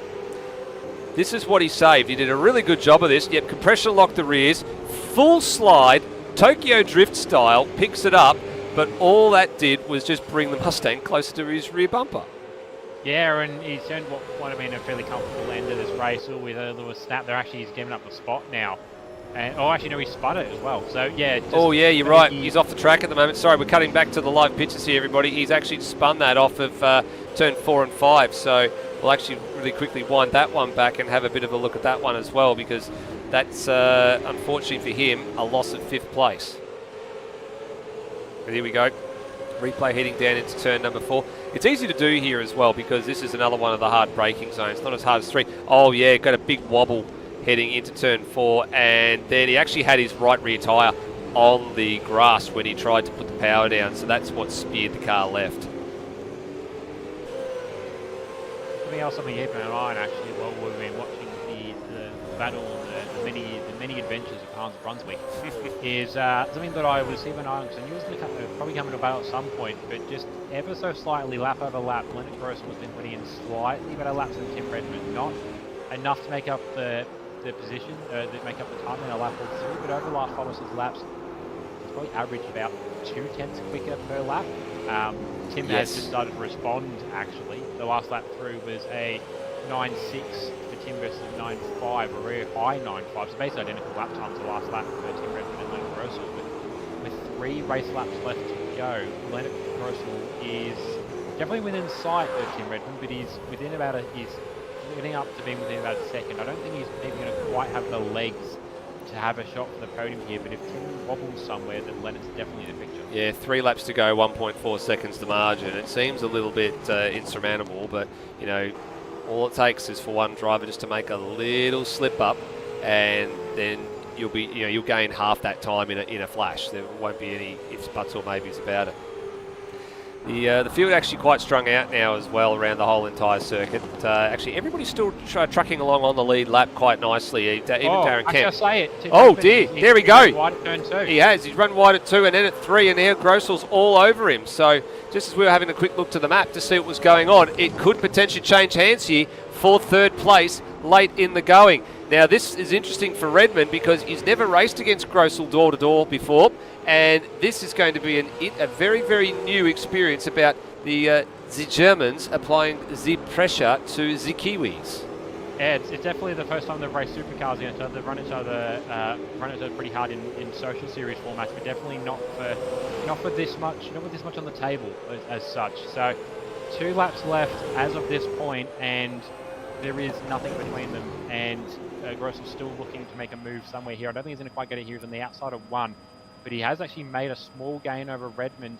But long way. He might. Don't tell me he's going to go the long way around 2 and hold it for 3. No, not quite. Hold on to it. He couldn't quite make it stick. That was shaping up to probably be one of the best passes we've seen in supercars if he managed to pull it off. But he's got Redmond absolutely thinking on his feet here. He's got it locked up. Grossel heading down into turn 3. He's on the marbles. Don't light it up. There it is. No, he's gone around.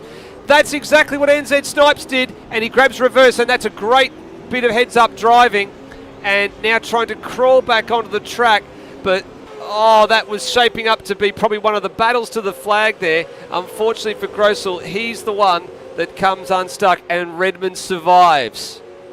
Yeah, I'm just thinking for Lenny, he's got the pace. I don't think he'd have the tyre life at this point, though, looking at how he came off the corner. So his best chance maybe for a spot here is maybe on Foley in the next lap or so. But yeah, that's definitely put that to bed. Let's put it to bed. That's a shame, because that was, as I said, he was going to go the long way around 2, and he tried to hold on to it. Redmond left him the room, and he had it locked up going into turn 3, and he just applied a little bit too much throttle, and that was the end of it. That's what sent him around. That's precisely what NZ Snipes did at this part of the track. He just got on the marbles, lit it up, he was offline, it's all dirty, and then the car just spears hard right. So, but all credit to him, great drive, and he's going to finish with a top 10 result, so you can be pretty happy with that. And well, this man, Rady Will Devonish, he just keeps trucking on. I don't know who's going to be able to stop him at the moment. It's he's taken all before him, 7 poles, 7 race wins now, about to be chalked up. What on earth has got to happen for this man to lose a race so far this season? We've never had a perfect season. I'm loath to suggest we're going to stand to see it, but there's a few big races still to come where that could change. But, well, he's going the right way about cementing his potential title credentials at the moment. Yeah, so great run for Will Devonish there. Brendan Ross had to come across the line for 2nd position. The run for Rossi as well, actually, and we've got the same podium as we had last time. Sim Redmond coming home 3rd, but as we saw, nearly not the case with Leonard Grossel buying it at the end there. So no, definitely not. Timmy will have plenty to talk about. Noah Tara home in 4th, end of the day, beating home Hans Brunswick. Oh, Lewis Wedding, actually. No, beating home Lewis Wedding with Foley in 6th. Grossel in 7th, and Hans Brunswick dropping back to 8th at the end. There was obviously with the lose he had.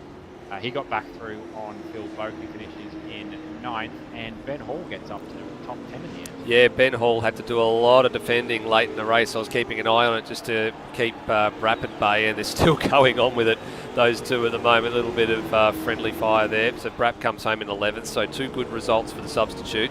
And then Daniel Cox in 12th. Igmanis got back to 13th, so after taking a very long stop and probably having a little bit of an issue somewhere before the stop, came at 18th and ends up 13th. There's a bit of a pixel train going on there at the moment. I think someone's probably out of fuel. Quite possibly. Snipes 14th, Burko 15th, and then Bailey Hall 16th. Murrell 17th on the 2 lots of 17th, I think, or in that sort of mid-teens area of debut. So not a bad result for him, and it was a well-deserved call-up for Murrell, actually pretty much dominating the races at Queensland Raceway in the Dev Series. Despite not getting the poles, he won both the races, so that was sort of the breakout for him.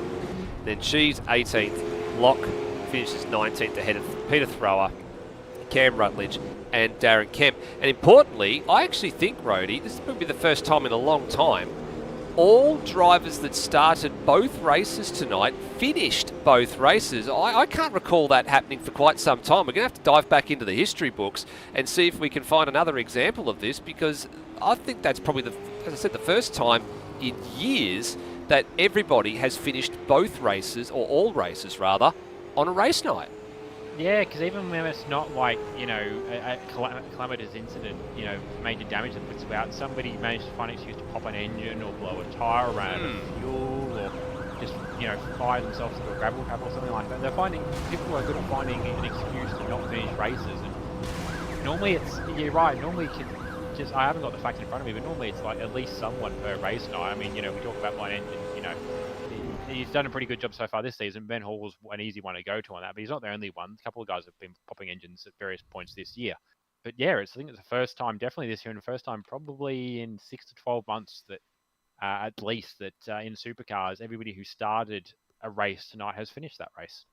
Yeah, and like I said, I can't recall anybody or any race night. Doesn't matter whether it was a dual race or 3 races on a particular night, that everybody actually finished that particular race and or that round without a DNF. And actually, speaking of things, we're actually working towards a little bit of a historical tool coming up, and a lot of people sort of know that I've had a bit of the history work being done in ASR over the years, but I actually got introduced to a new data tool as part of work over the last couple of days, and there's actually a version of that tool that might be available to ASR. So going to hopefully get some real interesting data insights into the race results and people's statistics to come, hopefully in the next couple of months. So there'll be plenty of interesting fun factoids going that way, or coming your way rather, over the coming months if we get that up and running.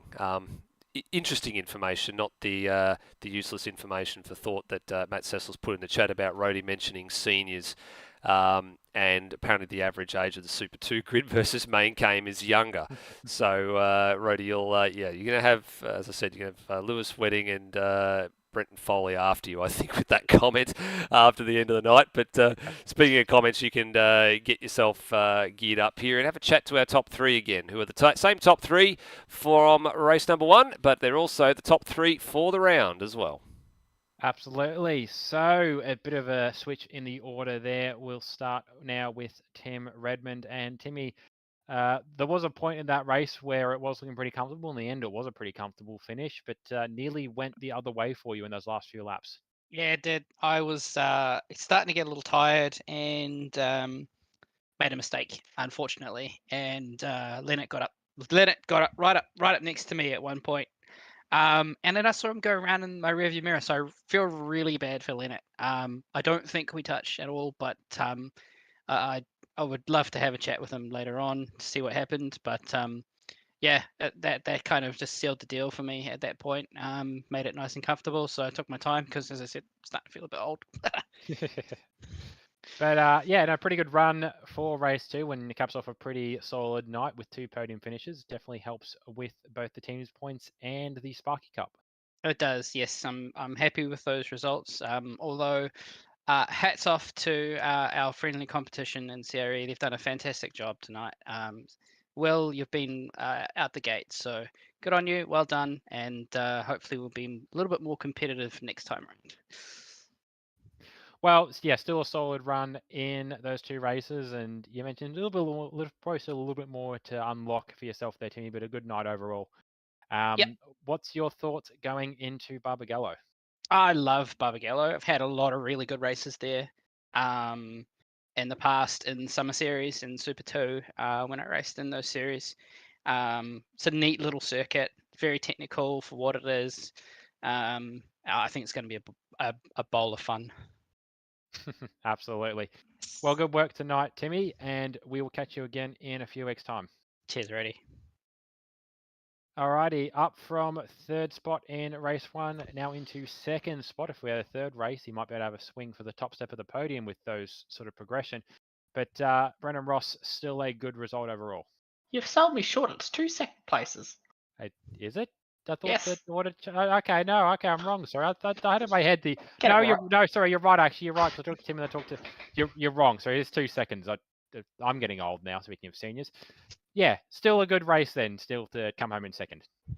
Yeah, felt a little bit more confident. Obviously, getting the second place in the first race. Able to keep with Will. Wasn't able to keep him behind as long as I would have liked. But to keep with him probably for those first 5-6 laps was fairly good. I was pushing all the way, and then towards the end, like the tires probably got a little bit too hot, overcooked it, and just lost touch of him. But just did a little bit of a strategy change just to come in, just to try something different, get a bit of an undercut, and it almost worked. Come closer to him, but then obviously just like Timmy said, Will's just been on fire this year. Just been the fastest out a lot since a few the other guys dropped off, but Will was still fast with them, so deserves to come first. Obviously, he's been doing well the last couple of years, so can't take anything away from him there. Absolutely. And then your thoughts on Barbagallo as of the next round? Up and down. I think when I first raced there, it was going good, and then something broke. But it's been a little bit mixed. I know last year I sort of got a podium, which was my second on the trot after missing it for quite a while. But yeah, I don't know. It'll be interesting. Absolutely. Well, good running for yourself there tonight, Rossi, and for Pixel as a whole, and hopefully Pixel can back that sort of form into next round as well. Hopefully, just got to mimic a old Lownsy saying. Just got to say hi to Dad and the Chappy boys at home. Absolutely. Good work tonight, Rossi, and we'll catch you again in a few weeks' time. Cheers, fellas. And finally, 2 from 2 for tonight, and 7 from 7 for the season. Will Devonish. Well, yeah, not much to say, but very, very, very good night tonight, as per usual. Yeah, thanks. Went into the night sort of being the CRE voodoo track and coming out with 2 wins. We really wanted that, so I'm happy with myself and how that went. So proud of myself, proud of the team. The guys are sort of kicking themselves, but I think they did fantastic. This is a oddly tough circuit, especially on the hard tires. So I'm really proud of the whole team for their performance tonight and throughout the whole week. Yeah, good results there in the end. For the, I was saying 5 of 6, but I forget you've got another 3 teams past there. But yeah, no, good results for the drivers. I suppose of note, you had Scott Murrell fill in for his first time in Supercars in a while. How do you think he went? I think he did really well. He's kicking himself, but he did absolutely fantastic. Like coming from Super 2 to never doing a race in Supercars, it is a different league of driving, and especially that mid pack can be a bit rough, especially for the newcomers. But yeah, proud of his performance. That second race he did far better than the first race, but yeah, he showed the pace. So you never know, we might see him next year full time. Absolutely. And finally, Will, your thoughts coming into Barbagallo? I know you've had some good racing there in the past. Yeah, similar to Timmy, I love Barbagallo. The whole team loves Barbagallo. It's it's actually a favourite track to practice on because you can just churn out laps, and you always feel like you can do a little bit better every lap. And yeah, you stack up 50 laps pretty quick in a night, and you don't know where it's gone, but you really enjoy the night. So yeah, I'm looking forward to going back there. Awesome. Well, good work tonight again, Will, and we'll see you again in a few weeks' time. Thank you. And that has been the podium for race 2. Thanks very much, Roddy. As always, great job with the asking the tough questions, and it's been a bit of an interesting night, I think, for a few people. Same top 3 in both races, so I guess no surprises there. The guys that have been putting in a lot of the hard yards, ending up at the pointy end of the pile, which is interesting to see. But I remember just going back to Will's comment about it being a bit of a CRE bogey track, and I think if memory serves me correctly, last year I think there was one race where we had here for Queensland Raceway where Will's, I think, was like either a throttle pedal cable snapped or something happened that he spent I think it was like a full lap on the sideline trying to get that rectified, and then when he did get it rectified, he was a lap down at the checkered flag, and he's right. It sort of hasn't been a bit of a happy hunting ground for him. So last year, it probably sort of was the start of the title tilt just starting to fall off the rails at that point, just something completely unexpected. And I guess from his sake, he was pretty much happy to put it behind him after tonight's pair of wins. Absolutely. No, you're right. Now you said I actually do remember that. So yeah, good to shake the monkey off his back, and as as they've all mentioned, going to Barbagallo next round. Favorite track for a lot of drivers. I know I quite enjoy racing around there. Some drivers maybe enjoy the track, maybe just results haven't come their way as often as they'd like to. But no, it should be some really good racing, as I mentioned earlier in the night. And then yeah, we're about a month and a bit away from Watkins Glen. Yeah, we certainly are. And don't forget, when we get to Barbagallo in 3 weeks' time, of course, it's going to follow the same sort of format that we had last year. And that, of course, means there's going to be some twilight racing. So we've got the lights for the track. So it's going to be very, very interesting spectacle to keep an eye on. It's going to be the 2-race format again.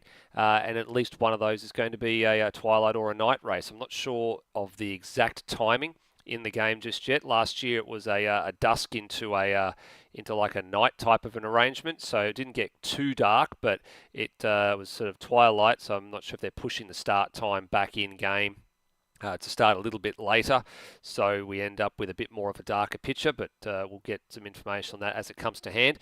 And the format is essentially going to be the same as tonight. It's going to be 2 80-kilometre races and 2 qualifying sessions. So we'll look forward to seeing how that pans out. If I actually flick across to the development series just to see what their situation looks like for that particular round, they at Barbagallo are going to have the same format that they had. So they're going to have the 2 race format and the 2 qualifying format as well. They're going to do 2 75-kilometre races. I don't know about the timing though, whether there's going to be a night race or anything involved in that. So that will be on the the 2nd of June for the development series race over on the Loose Sim Network, and for the 9th of June here on Outward Broadcasting for round 4 of those 2 series. But until then, thank you very much for watching, everybody. Please drive safely and see you next time. Bye for now.